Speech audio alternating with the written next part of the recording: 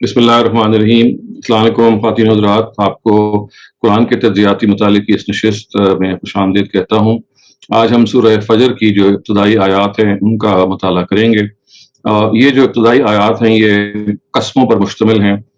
یہ ذرا تھوڑی سی مشکل قسمیں ہیں بظاہر، جو ہمارے مفسرین ہیں ان کو بہت اس طرح پیش آیا ہے ان قسموں کی تعبیر کرنے میں، اور یہ بات ایک سے زائد مرتبہ ہم ڈسکس کر چکے ہیں کہ قرآن مجید میں جو قسمیں وارد ہوئی ہیں، ہمارے جو ٹریڈیشنل اسکالرز ہیں وہ اس کو اسی مفہوم میں لیتے ہیں جس میں زیادہ تر قسموں کو لیا جاتا ہے، یعنی کسی چیز کو ایمفسائز کرنا، کسی چیز کو اسٹریس کرنا، کسی چیز پر زور دینا۔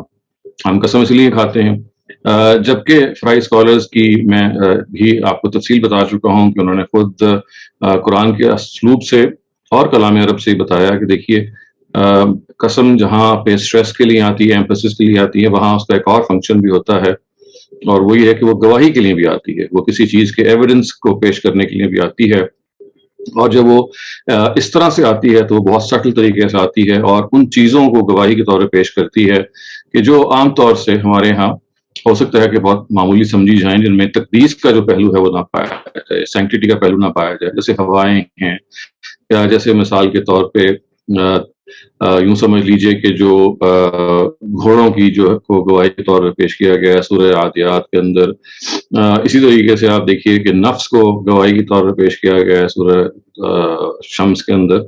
تو یہ ایک طریقہ ہے قرآن مجید کا کہ جس کے اندر استدلال کو ایک بہت لطیف انداز میں پیش کیا جاتا ہے۔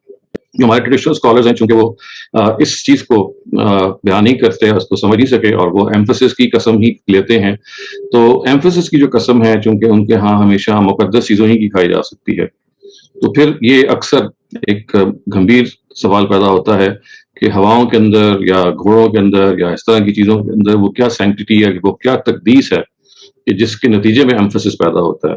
جو تقدیس کی قسمیں ہوتی ہیں، یعنی جو جس کے اندر آپ ایمفسائز کرتے ہیں، وہاں کسی مقدس چیز کی قسم کھائی جاتی ہے، یہ ہے نا، یعنی مقدس چیز کی قسم کھا کر آپ کہتے ہیں کہ دیکھو یہ کام ایسے ہوگا۔ میں اللہ کی قسم کھا کے کہتا ہوں کہ میں فلاں کام کر رہا ہوں، کر کے رہوں گا یا کروں گا، تو یہاں اللہ ایک مقدس ہستی ہیں، ان کی آپ نے قسم کھائی اور ایک چیز کو ایمفسائز کیا۔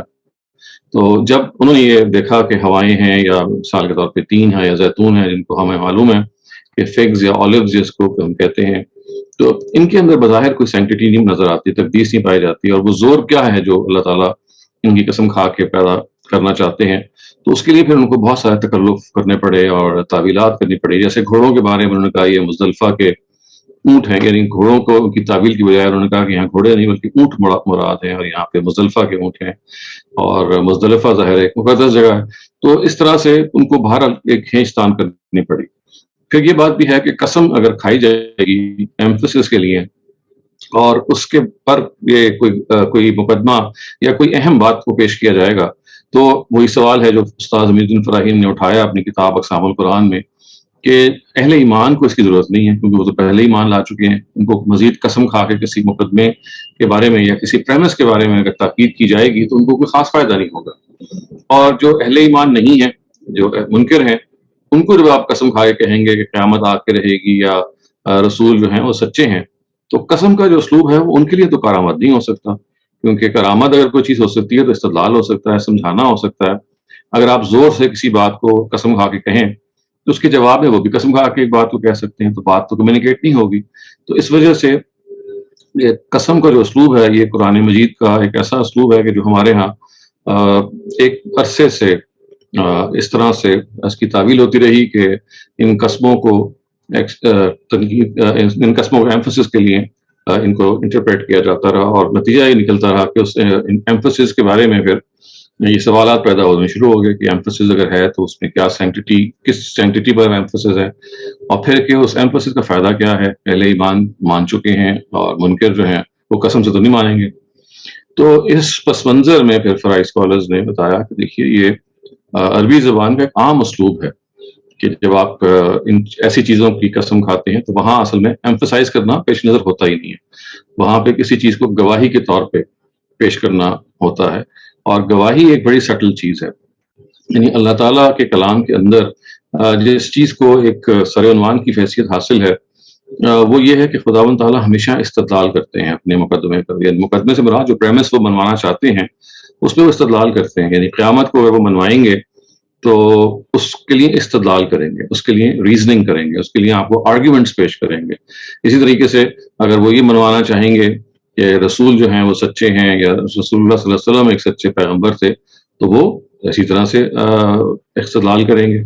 یا نفس کی گواہی اللہ تعالیٰ اگر پیش کریں گے تو وہ بھی کسی ایسی چیز پر ہوگی، جیسے مثال کے طور پہ کہ آپ کے اپنا جو نفس ہے، اس کے اندر جو کانشنس ہے، اس کے اندر جو خیر و شر کا شعور ہے، وہ اس بات پہ گواہ ہے کہ آخرت ہو کے رہے گی، کیونکہ یہ نفس کا جو شعور یہ بتا رہا ہے کہ خیر و شر کے درمیان اللہ تعالیٰ امتیاز کرتے ہیں، اور دنیا میں تو امتیاز ہو نہیں پاتا، تو اس کا مطلب ہے کہ لازماً ایک ایسا دن آئے گا کہ جہاں اللہ تعالیٰ اس طرح کا امتیاز کریں گے۔ تو یہ جو استدلالی بیان ہے قرآن مجید کا، جو آپ کو قسموں میں نظر آئے گا، تو یہاں پہ جو قسمیں ہیں یہ اپنے استدلال کے زور پہ کھڑی ہوئی ہیں، اپنے استدلال کے پہلو پہ کھڑی ہوئی ہیں، اور وہ مخاطب کو جھنجھوڑتی ہیں۔ یعنی جب آپ کسی چیز کو گواہی کے طور پہ پیش کرتے ہیں تو اصل میں آپ اس کو استدلال کر رہے ہوتے ہیں، اس چیز سے اس سے آپ ریزننگ کر رہے ہوتے ہیں۔ تو ریزننگ جب آپ کر رہے ہوتے ہیں تو اب آپ مخاطب کے ذہن میں یہ ڈالنے کی کوشش کرتے ہیں اس بات کو کہ دیکھو، اگر آپ سے کہا جا رہا ہے کہ فلاں فلاں چیز جو ہے وہ اس کا ایک ہم دعویٰ کر رہے ہیں یا اس کے بارے میں ہم کوئی رائے دے رہے ہیں، تو دیکھیے اس کے پیچھے استدلال یہ ہے، اس کے پیچھے ایویڈنس یہ ہے، اس کے پیچھے ٹیسٹیمنی یہ ہے۔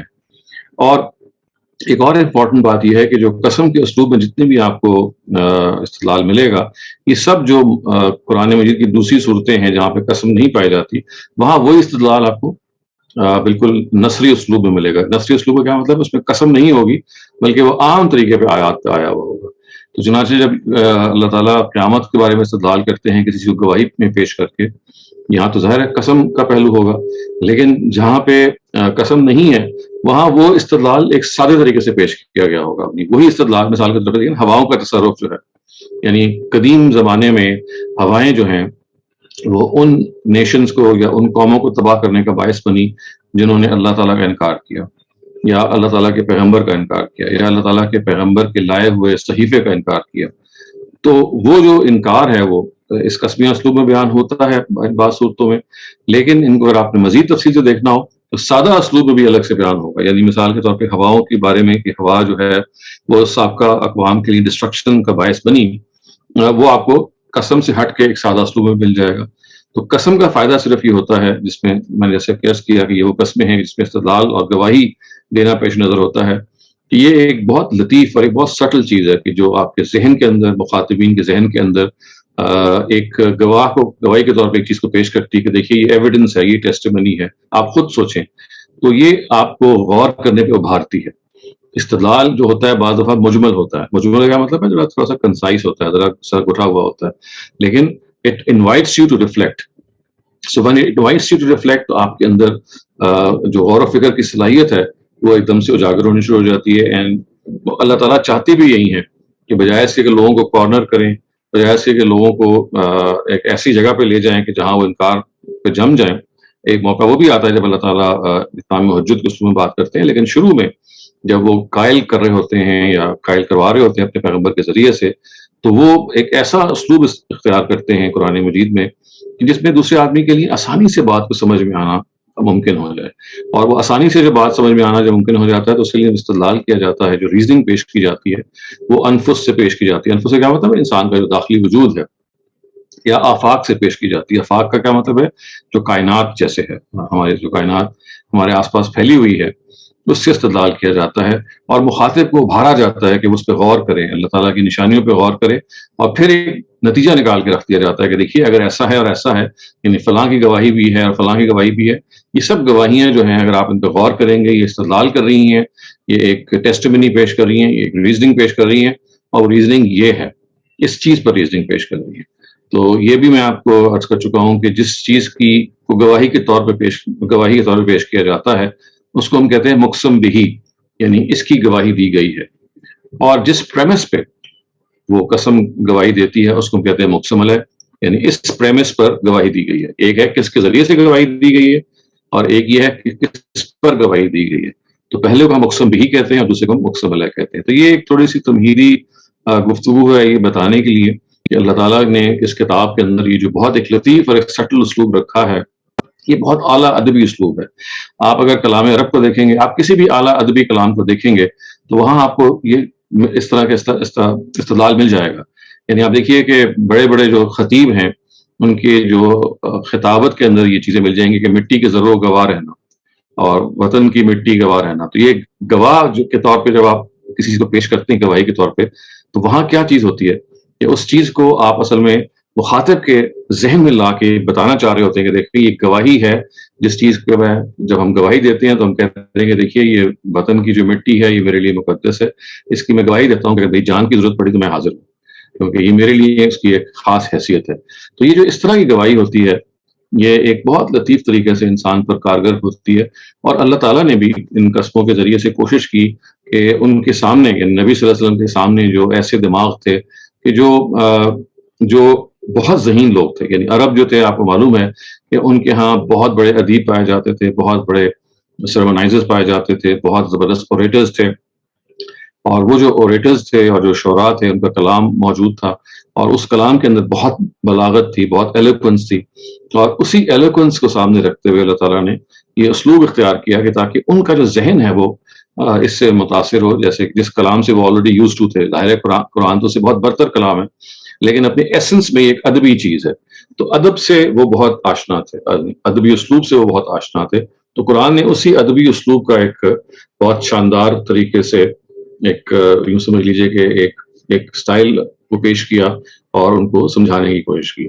تو آئیے اس پس منظر کو سامنے رکھتے ہوئے ہم سورہ فجر کی جو آیات ہیں جن کے اندر یہ قسم کھائی گئی ہے ان کی کچھ تفصیل پڑھنے کی اور سمجھنے کی کوشش کرتے ہیں. جیسے میں نے عرض کیا کہ یہ وہ سورہ ہے کہ جس کی جو قسمیں ہیں وہ اس میں کافی زیادہ آپ کو نظر آئے گا، ایک مشکل نظر آئے گی کہ یہ اصل میں یہ کیا اللہ تعالیٰ کہنا چاہ رہے ہیں.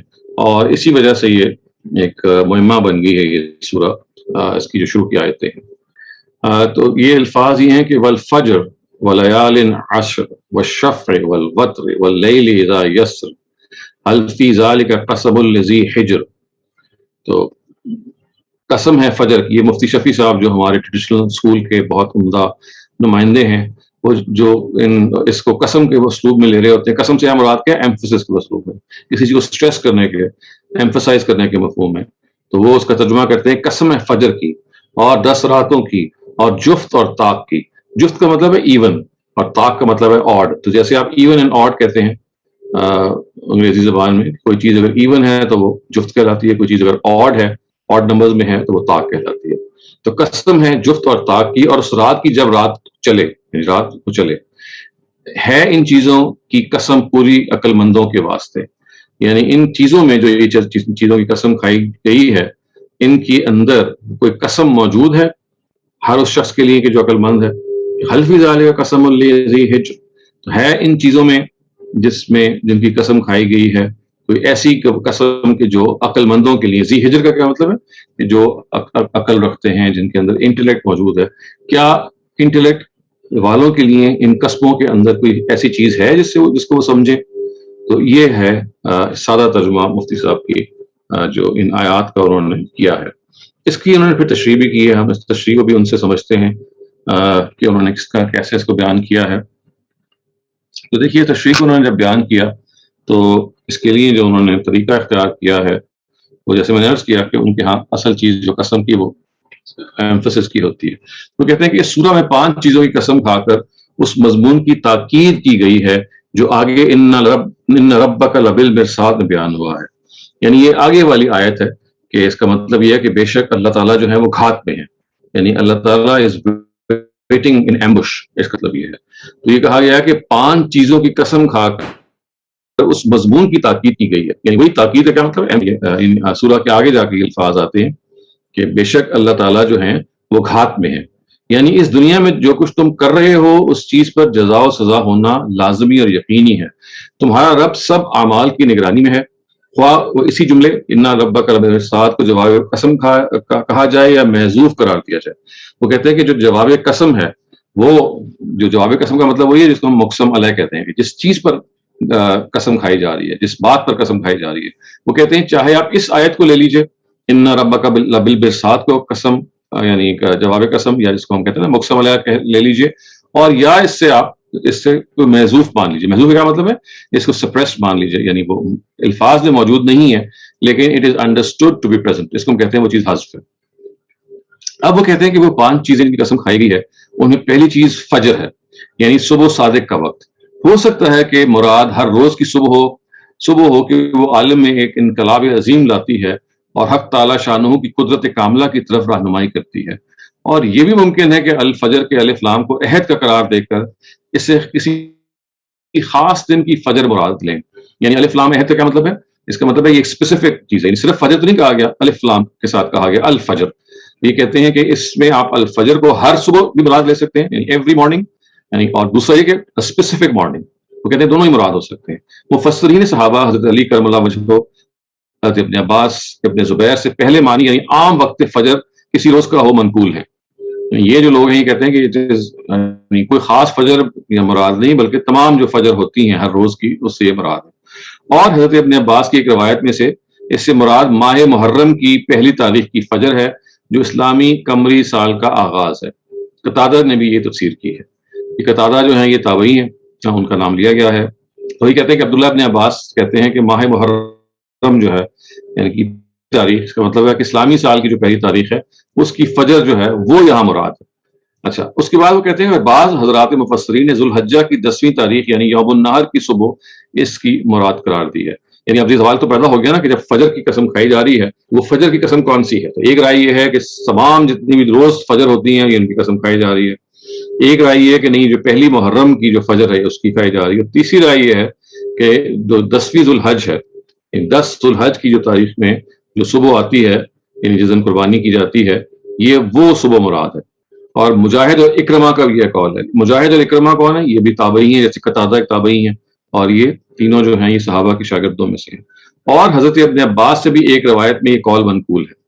تو عبداللہ ابن عباس سے آپ دیکھیے قول وہ منقول تھا کہ ماہ محرم کی پہلی جو فجر ہے اس سے وہ مراد ہے، اور دوسرا وہ کہتے ہیں کہ یوم النحر یعنی قربانی کا دن جو ہر سال آتا ہے اس کی جو فجر ہے اس سے یہ مراد ہے۔ اب وہ یہ کہتے ہیں کہ اس وجہ سے یوم النحر کی تخصیص کی ہے کہ یہ اللہ تعالیٰ نے ہر دن کے لیے ایک رات ساتھ لگائی ہے جو اسلامی اصول کے مطابق دن سے پہلے ہوتی ہے۔ صرف یوم النحر ایسا دن ہے کہ اس کے ساتھ کوئی رات نہیں، کیونکہ یعنی وہ کہتے ہیں کہ یہ ایک اسپیسیفک چیز ہے کہ ہر دن اس کے ساتھ ایک رات لگی ہوئی ہے، لیکن یوم النحر ایک ایسا دن ہے جس کے ساتھ کوئی رات نہیں ہے۔ کیوں نہیں ہے؟ اب اس کی وجہ بتاتے ہیں۔ کیونکہ جو پہلے جو رات ہے وہ یوم النحر کی نہیں، بلکہ وہ شرن عرفہ ہی کی رات قرار دے دی گئی ہے۔ یعنی وہ یوم النحر سے پہلے جو رات ہے وہ عرفہ میں جو قیام ہے جس کو وقوف عرفات کہتے ہیں، وہ کہتے ہیں یہ اس رات کو قرار دے دیا گیا ہے۔ یہی وجہ ہے کہ اگر کوئی حج کرنے والا عرفہ کے دن میدان عرفات میں نہ پہنچ سکا رات کو صبح صادق سے پہلے، کسی وقت بھی عرفات میں پہنچ گیا تو اس کا وقوف معتبر اور حج صحیح ہو جاتا ہے۔ اس سے معلوم ہوا کہ روز عرفہ کی 2 راتیں ہیں، ایک اس سے پہلے اور دوسری بعد، اور یوم النحر کی کوئی رات نہیں۔ اس لحاظ سے صبح یوم النحر تمام ایام دنیا میں خاص شان رکھتی ہے۔ تو یہ قرطبی جو ہیں یہ مفسر ہیں، انہوں نے یہ رائے دی ہے کہ دیکھیے یہ جو یوم النحر ہے یہ ایک ایسی رات ایسی صبح ہے جس کی کوئی رات نہیں ہے، کیونکہ اسے جو پچھلی رات ہے وہ عرفہ کا دن ہے، اور عرفہ کے دن یہ کہا گیا ہے کہ آپ صبح صادق سے لے کے کسی وقت بھی اگر عرفات میں پہنچ جائیں گے تو آپ کا وقوف جو ہے معتبر ہو جائے گا، یعنی اینی ٹائم ایون آفٹر مغرب اگر آپ وقوف کر لیتے ہیں۔ تو کہتے ہیں کہ اگر مغرب کے بعد سے وقوف تک چلا جاتا ہے تو اس کا مطلب ہے کہ یہ تو اصل میں عرفہ کا دن ہی ہے جو ایکسٹینڈ ہو گیا ہے۔ تو یوم النحر تو نہیں ہے، کیونکہ مغرب کی تاریخ جب تبدیل ہو جاتی ہے اسلامی کیلنڈر میں، لیکن وقوف عرفہ جو ہے وہ کہتے ہیں ایسا دن ہے کہ جو کہ مغرب کے بعد بھی اللہ تعالیٰ نے کہا کہ اگر آپ نے وقوف کر لیا تو یہ عرفہ میں معتبر ٹھہرے گا، اس کو ہم وقوف عرفات مان لیں گے۔ تو اس کا پھر انہوں نے نتیجہ یہ نکالا، اس کا پھر مطلب یہ ہے کہ جو مغرب کے بعد کا ٹائم ہے جس سے اصل میں ہونا تو ہی چاہیے تھا، اگلا دن شروع ہو جاتا، لیکن چونکہ مغرب کے بعد کے ٹائم میں پھر اس وقوف کو مان لیا گیا ہے تو کہتے ہیں کہ نہیں اب یہ وہ دن چل رہا ہے، ایکسٹینڈڈ ہے۔ تو اب چونکہ دیکھیے وہی مسئلہ ہے کہ ان کو اس رات کے اندر کوئی تقدیس پیدا کرنی ہے۔ یہ میں آپ کو یہ عرض کر چکا ہوں کہ ہمارے جو حضرات مفسرین ہیں ان کو چونکہ ان کے نزدیک یہ ایمفسس کی قسمیں ہیں، تو جب ایمفسس کی قسمیں ہیں تو پھر جس چیز کی قسم کھائی جا رہی ہے اس کا مقدس ہونا، اس کا سیکریڈ ہونا بہت ضروری ہے۔ تو پھر اس سینکٹیٹی اور سیکریڈنس کو پیدا کرنے کے لیے پھر یہ اس طرح سے ان کو کھینچتان کی تعبیر کرنی پڑتی ہے کہ بھئی یہ تو محرم کی پہلی رات ہے، یا مثال کے طور پر یہ یوم النحر جس دن ہم قربانی کرتے ہیں یہ اس کی پہلی صبح ہے، پہلی اس کی صبح ہے، سوری میں رات کہہ گیا، صبح ہے، اور یہ یوم النحر کی بھی پہلی صبح ہے۔ تو یوم النحر ظاہر ہے قربانی کا دن ہے تو ایک مقدس دن ہے، اور وہ کہتے ہیں کہ اس کی چونکہ کوئی رات نہیں ہے، کیونکہ پچھلی رات کو بھی انہوں نے عرفات کے ساتھ کے دن کے کو ایکسٹینڈ کر دیا ہے، تو یہ ایک یونیک چیز ہے. اس وجہ سے اس یونیکنس کو انہوں نے کہا کہ یہ بھی ایک یہ چیز ہو سکتی ہے. تو یہ اصل میں سارا اسی سے پیدا ہوا ہے کہ جب آپ نے ایمفسائز کرنا ہے تو ایمفسس ہمیشہ پیدا ہوتا ہے کسی مقدس چیز کی قسم کھانے سے.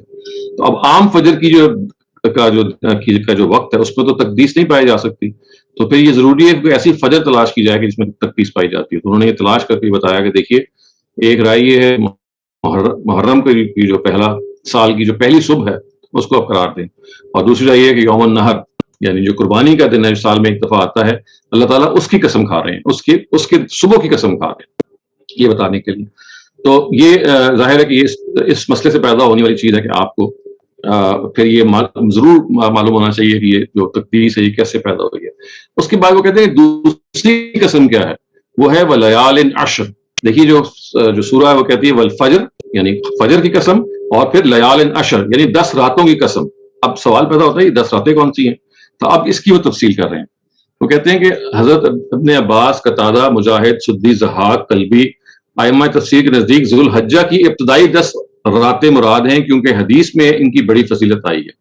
اب وہ کہتے ہیں کہ جو کہ حدیث میں جو ذوالحجہ کی پہلی 10 راتیں یعنی جب یہ جو وہ مہینہ ہے جس میں مسلمان حج کرتے ہیں، تو ذوالحج کی جو کے ایام میں چونکہ جو حاجی ہیں وہ جب احرام باندھ لیتے ہیں یا جو پہلے 10 دن ہیں وہ پھر اس کے اندر عام مسلمانوں کے لیے بھی ہدایت ہے کہ وہ ناخن نہ ترشوائیں، بال نہ کاٹیں اور حاجیوں ہی کی ابتدا کریں ایک لحاظ سے. تو یہ جو پہلی 10 راتیں ہیں یہ بہت مقدس ہیں. تو یہاں اصل میں ان راتوں کی قسم کھائی گئی ہے. رسول اللہ صلی اللہ علیہ وسلم نے فرمایا کہ عبادت کرنے کے لیے اللہ کے نزدیک سب دنوں میں عشرہ ذوالحج سب سے افضل ہے. عشرہ کا مطلب ہے 10 days. عشرہ ذوالحجہ کا مطلب ہے the first 10 days of ذوالحجہ سب سے افضل ہے. اس کے ہر دن کا روزہ 1 سال کے روزوں کے برابر ہے، اور اس میں ہر رات کی عبادت شب قدر کے برابر ہے. یہ روایات انہوں نے اگرچہ کوٹ کی ہیں، لیکن دیکھیے خود ہی آگے سے بتا دیا کہ ان کی جو سند ہے وہ ضعیف ہے. یعنی ابن ماجہ میں جو روایت بیان ہوئی بسند ضعیف عن ابی ہریرہ، اور تفسیر مزری میں اس کا بیان ہے. تو اور ابو زبیر نے حضرت جابر سے روایت کیا ہے کہ خود رسول اللہ صلی اللہ علیہ وسلم نے فرمایا کہ والفجر ولیال عشر کی تفسیر میں انہوں نے یہ کہا کہ اس سے مراد عشرہ ذی الحجہ ہے، یعنی وہی 10 days ہے. جب کہا گیا نا کہ 10 راتوں کی قسم، اس کا مطلب ہے ذوالحجہ کی 10 راتوں کی قسم. حضرت عبداللہ ابن عباس نے فرمایا کہ یہ 10 راتیں وہی ہیں جو حضرت موسیٰ علیہ السلام کے قصے میں آئی ہیں. یہ ہے نا کہ اب اتممناھا بعشر، کیونکہ یہی 10 راتیں سال کے ایام میں افضل ہیں. امام قرطبی نے فرمایا کہ حضرت جابر کی حدیث مذکور سے افضل ایام ہونا عشرہ ذوالحجہ کا معلوم ہوا. اس سے معلوم ہوتا ہے کہ حضرت موسیٰ علیہ السلام کے لیے بھی یہ 10 راتیں ذوالحجہ کی مقرر کی گئی. آپ کو معلوم ہے کہ ان کو جب بلایا گیا 30 دن کے لیے، اور جب وہ پہلے پہنچ گئے تو حضرت موسیٰ کو کہا گیا کہ نہیں، ہم آپ نے 40 دن کے لیے وہاں رہنا ہے.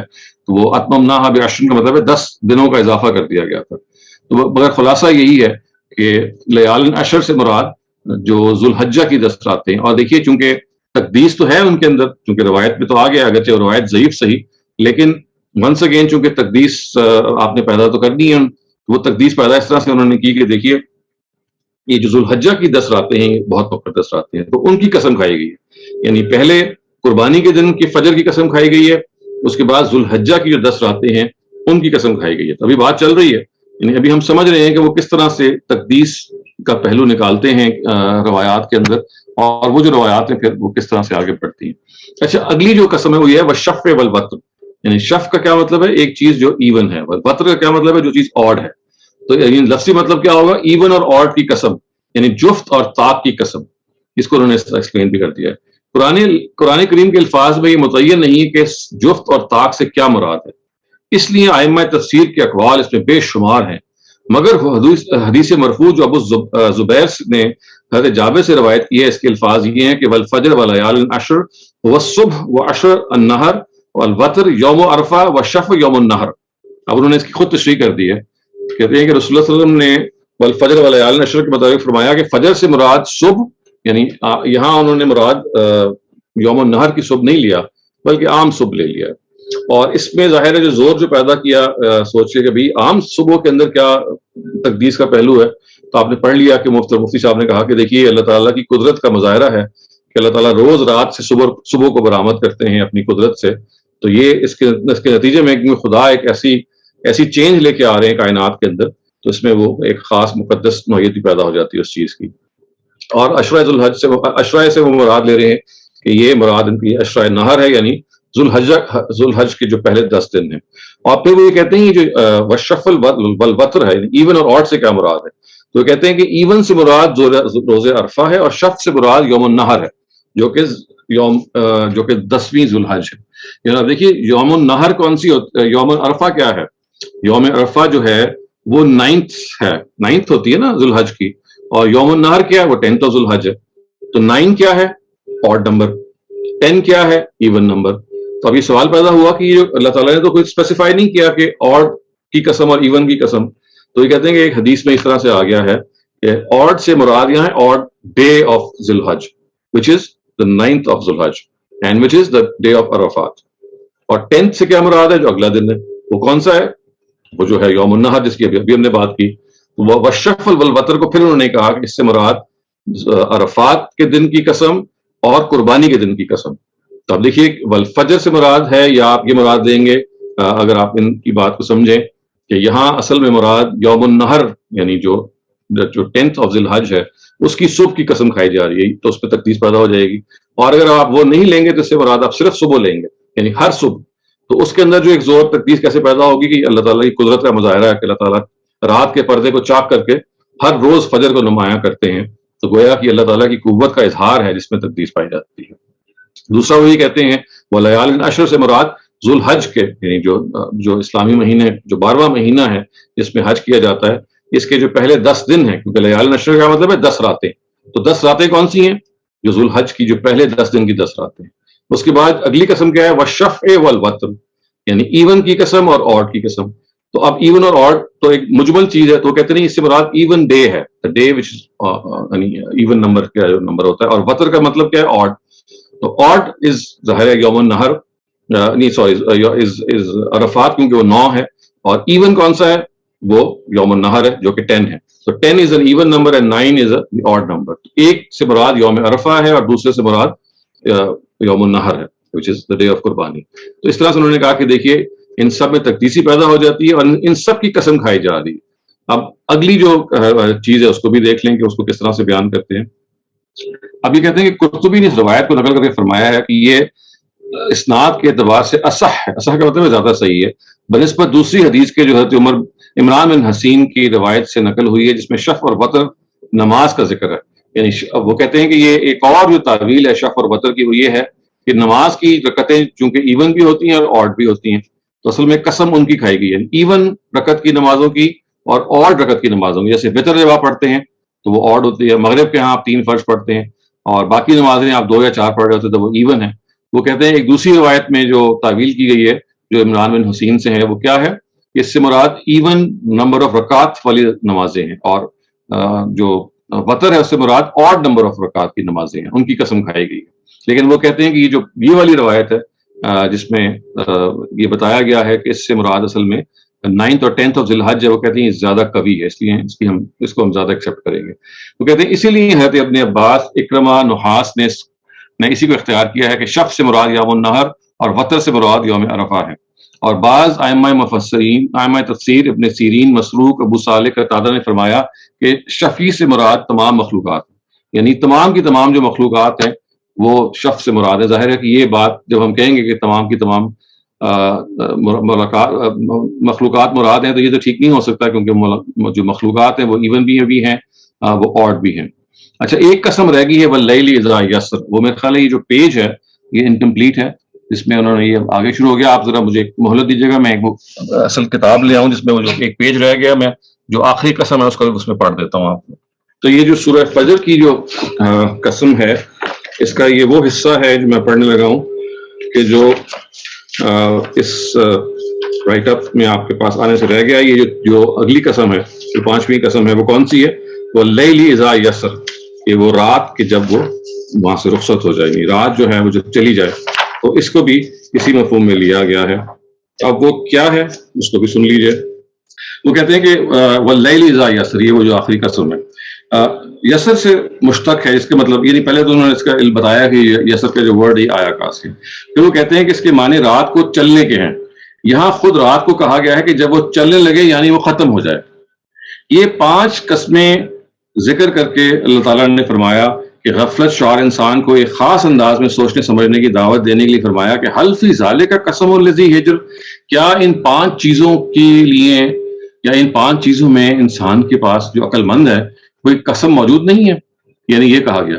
اچھا، واللیل اذا یسر کی انہوں نے تشریح نہیں کی زیادہ، یعنی رات کی جب وہ رخصت ہو جائے، تو یہ بس یہ کہا گیا کہ جیسے فجر کا وقت تھا تو ویسے ہی رات کا وقت ہے۔ یہاں پہ انہوں نے تقدیس کے پہلو سے بھی کوئی چیز بیان نہیں فرمائی، اور نہ یہ فرمایا ہے کہ اس سے مراد یہ ہے کہ کوئی خاص رات کی طرف اشارہ کیا گیا ہو۔ تو مفتی صاحب نے اس کی خاص تشریح نہیں کی، بس اتنا لکھا ہے کہ رات جب کہ وہ چلنے لگے، یعنی جب کہ وہ ختم ہو جائے۔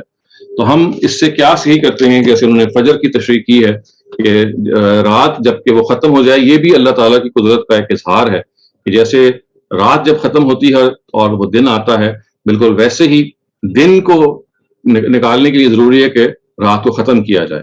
تو یہ دونوں چیزیں اسی چیز کو سگنیفائی کر رہی ہیں، اللہ تعالیٰ کی قدرت کو، اور اس سے وہ ایک لحاظ سے ایک سینٹٹی پیدا ہو رہی ہے۔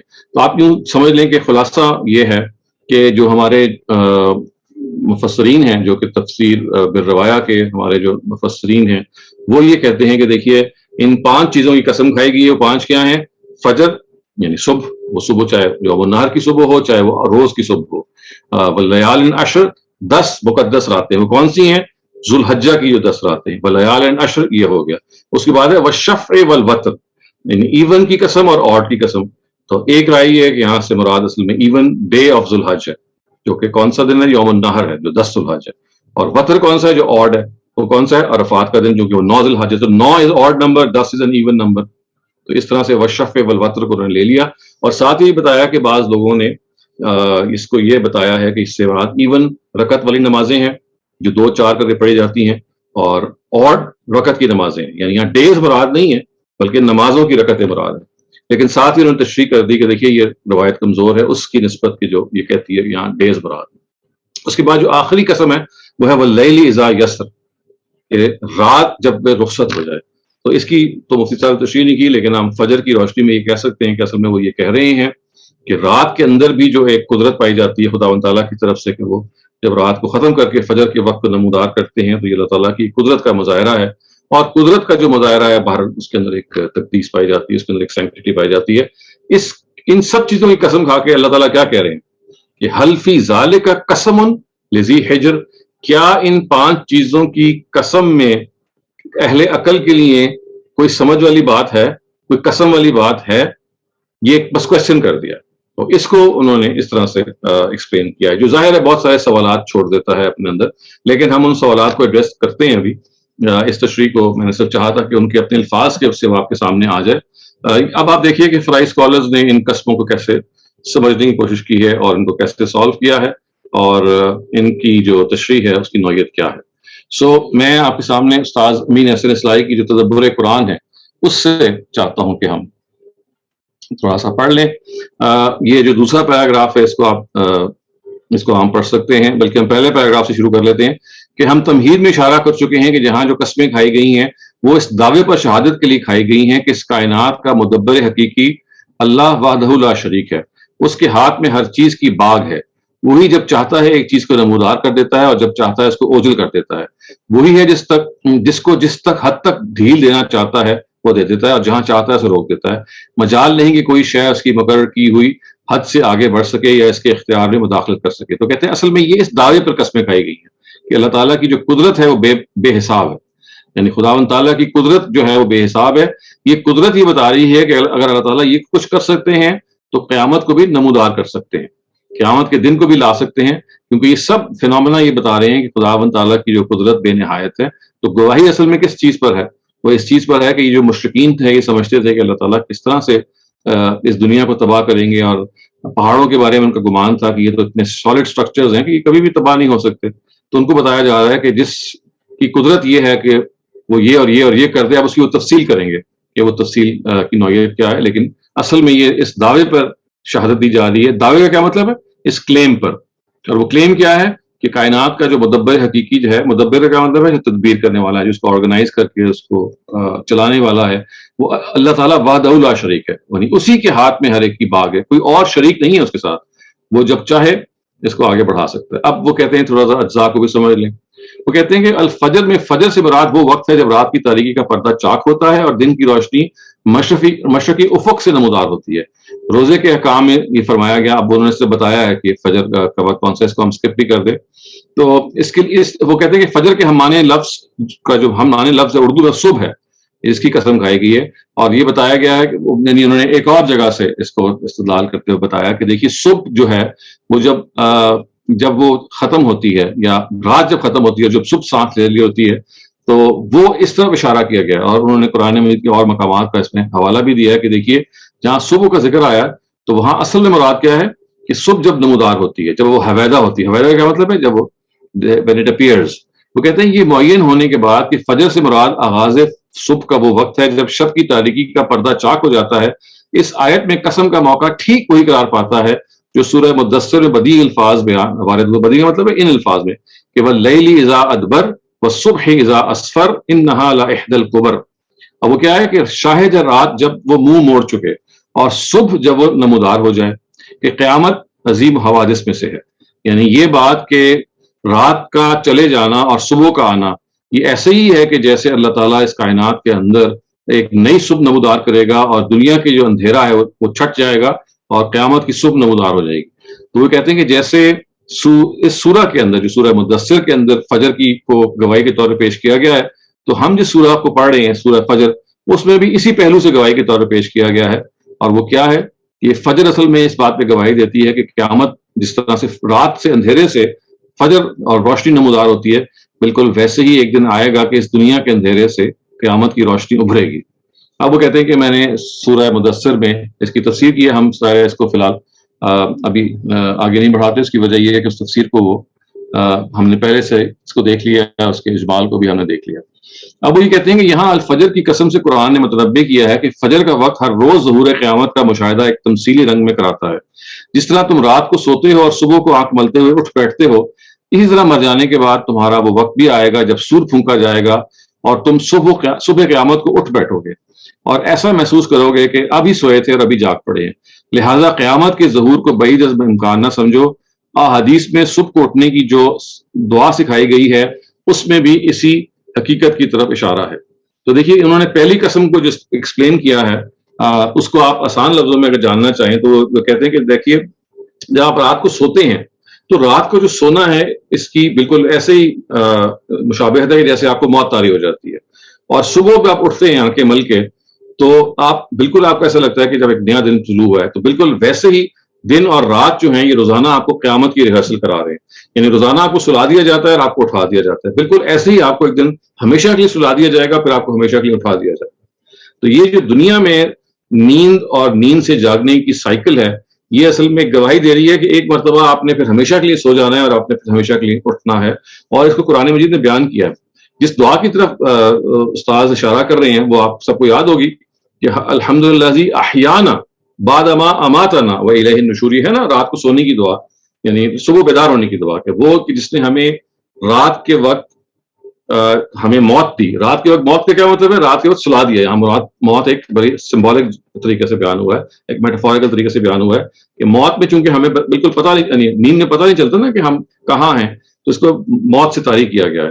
تو الحمدللہ الذی اماتنا، کہ اس شخص یعنی اس ذات کو ہم پریز کرتے ہیں، اس ذات کا ہم شکر ادا کرتے ہیں کہ جس نے ہمیں رات کو موت دی اور پھر صبح اس موت سے ہمیں جگا دیا۔ بعد ما اماتنا، الحمدللہ الذی احیانا بعد ما اماتنا، کیا اس رب کی کو ہم پریز کرتے ہیں، اس کا شکر ادا کرتے ہیں کہ جس نے کیا کیا، ہمیں موت دینے کے بعد دوبارہ زندگی دی۔ حالانکہ کیا ہوا ہے کہ آپ کو سلایا ہے اور سلا کے دوبارہ سے آپ کو اٹھایا۔ تو قرآن مجید نے جگہ جگہ نیند کو استعارے کے طور پہ استعمال کیا ہے کہ نیند کس طرح سے انسان کے اندر اس کو یاد دہانی کراتی ہے کہ موت بھی ایسی ہی ایک نیند ہوگی۔ اور جیسے آپ جب دنیا میں سوتے ہیں اور سو کے جب صبح اٹھتے ہیں تو آپ کہتے ہیں میں ابھی سویا تھا، تو بالکل ویسے ہی قیامت میں جب آپ سو کے اٹھیں گے اپنی موت کے بعد، تو قرآن نے کہا ہے نا جگہ جگہ کہ آپ کہیں گے میں تو ابھی سویا تھا، تو آپ کی کیفیت اس وقت بھی ایسے ہی ہوگی۔ تو اس طرح سے اللہ تعالیٰ نے گویا کہ رات کو کے سونے کو اور صبح کے جاگنے کو تشبیہ دی ہے اس موت سے کہ جب آپ کو دنیا میں وہ موت دی جائے گی اور آپ قیامت کے دن صبح جاگیں گے۔ یعنی استعارہ کیا ہوا کہ اصل میں دنیا وہ اندھیرے کی جگہ ہے، وہ سونے کی جگہ ہے، جب آپ سو جاتے ہیں اور قیامت میں آپ اٹھتے ہیں جس کی تشبیہ دی گئی ہے آپ کو آپ کے روزانہ کے اس معمول کے ساتھ. تو یہ ہے جو وہ کہتے ہیں گواہی کا پہلو ہے. اب دیکھیے اگلی بات وہ کر رہے ہیں, یعنی پہلی گواہی تو یہ تھی نا کہ والفجر, اب اگلی ہے کہ ولیال عشر, 10 راتوں سے کیا مراد ہے.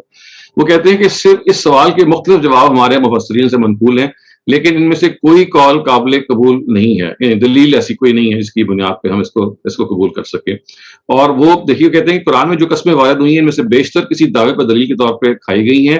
ان کے اندر تقدس تلاش کرنے کے لیے کے بجائے ہمیشہ ان کے استدلالی پہلو پر نظر جمانی چاہیے, اور یہ دیکھنا چاہیے کہ زیر بحث دعویٰ کیا ہے اور قسم کس پہلو سے اس پر شہادت ہے. یہ دیکھیے استاد اسی بات کو کر رہے ہیں جو بھی ہم نے ڈسکس کی, کہ یہاں پہ تقدیس اصل چیز نہیں ہے بلکہ استدلال کرنا پیش نظر ہے, گواہی دینا پیش نظر ہے. گواہی ہمیشہ استدلال کے لیے ہوتی ہے.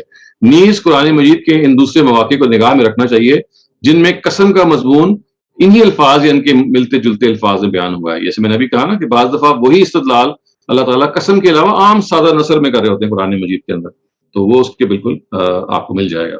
تو کہتے ہیں اس سورہ کے عمود کو مد نظر رکھتے ہوئے غور کیا جائے تو عمود کا کیا مطلب ہے, اس کی جو تھیم ہے اس سے مطابقت رکھنے والی بات ہو سکتی ہے. تو یہ ہو سکتی ہے کہ لیال عشر سے مراد چاند کے عروج و محاق کی 10 راتیں مراد لی جائیں. وہ کہتے ہیں اگر اس سورہ کی جو آپ کی یہ تھیم ہے اس کو آپ غور کریں تو اس سے مراد جو 10 راتیں ہیں یہ ذی الحج کی 10 راتیں نہیں ہیں بلکہ چاند کے عروج و محاق کی 10 راتیں. عروج و محاق کا کیا مطلب ہے, جب چاند آہستہ آہستہ عروج پاتا ہے, ظاہر ہے وہ 14ویں کا چاند جب بن جاتا ہے اور اس کے بعد پھر وہ نیچے آنا شروع ہو جاتا ہے. محاق کا کیا مطلب ہے, جو عروج کا اپوزٹ ہے, یعنی the rising and the setting of the moon. وہ کہتے ہیں کہ چونکہ یہاں یہ لفظ نکرے کی صورت میں آیا, نکرہ کیا مطلب ہے, اس پہ الف لام نہیں ہے, یہ انڈیفائنڈ ہے, اس وجہ سے ایک ساتھ 10 راتیں عروج کی بھی مراد لی جا سکتی ہیں اور 10 راتیں زوال کی بھی. گویا اس قسم میں چاند کے تدریجی عروج و زوال کی پوری تصویر سامنے رکھ دی گئی ہے, اور سادہ اسلوب میں یہ چیز جو ہے سورہ یاسین میں بھی بیان ہو گئی ہے. وہ کیسے ہے کہ والقمر قدرناہ منازل حتی عاد کالعرجون القدیم, اور چاند کے لیے ہم نے منزلیں ٹھہرا رکھی ہیں یہاں تک کہ ان منزلوں کو طے کرنے کے بعد وہ ایک کھجور کی ٹہنی بن جاتا ہے. یہ جو چاند کا جو سفر ہے وہ کہتے ہیں لیال عشر سے مراد یہ کہ جیسے چاند جو ہے 10 راتوں میں آہستہ آہستہ عروج کی طرف جاتا ہے, پھر اگلی 10 راتوں میں نیچے کی طرف آتا ہے, تو یہی وہ سائیکل ہے جو ریپیٹ ہوتی رہتی ہے. اس کو وہ کہتے ہیں کہ یہاں اصل میں مراد یہ ہے, اور یہ کیوں مراد ہے اس کی وہ تشریح آپ کو تھوڑا سا ابھی آگے بھی بتاتے ہیں کہ اس میں وہ کیا گواہی کا پہلو ہے. یعنی پہلی میں تو گواہی کا پہلو یہ تھا نا کہ صبح اور کا جانا اور صبح کا آنا اور رات کا جانا قیامت کی ریہرسل ہے. تو وہ کہتے ہیں کہ یہ جو لیال عشر سے کیا مراد ہے, وہ کہتے ہیں کہ اس آیت میں چاند کی تصویر چشم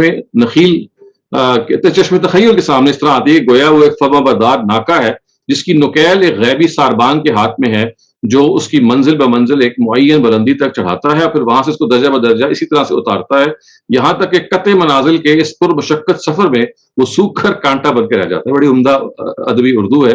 وہ کہہ ہی رہے ہیں کہ جیسے یہ چاند کو اللہ تعالیٰ ایک سفر کراتے ہیں اور تدریج کے ساتھ وہ پہلے ایک خاص پہلو سے روشن ہوتا ہے اور عروج پاتا ہے اور چمکنا شروع کر دیتا ہے, پھر وہ بالکل زوال پذیر ہوتا ہے اور سوکھی ٹہنی کی مانند ہو جاتا ہے کھجور کی. تو یہ اللہ تعالیٰ کی بتایا جا رہا ہے کہ اللہ تعالیٰ ہر کام کو ایک خاص طریقے سے کرتے ہیں, ایک خاص گریجول طریقے سے کرتے ہیں, اس میں تدریج پائی جاتی ہے. گویا کہ بتایا جا رہا ہے کہ چاند کی 10 راتیں یہ گواہی دے رہی ہیں کہ اللہ تعالیٰ کے ہر کام میں ایک تدریج ہوتی ہے, لہٰذا قیامت کے لیے جنگلی بچانے والوں کی طرف توجہ دلائی گئی ہے, ان کو بتایا گیا ہے اس حقیقت کی طرف کہ اللہ تعالیٰ کی ہر نشانی کے ظہور کے لیے ایک متعین پروگرام اور تدریجی ارتقاء ہوتا ہے. قیامت اللہ تعالیٰ کے عدل کا بدیہی مقتضا ہے, اس کا ظہور تو لازمن ہوگا لیکن اپنے وقت پر ہوگا.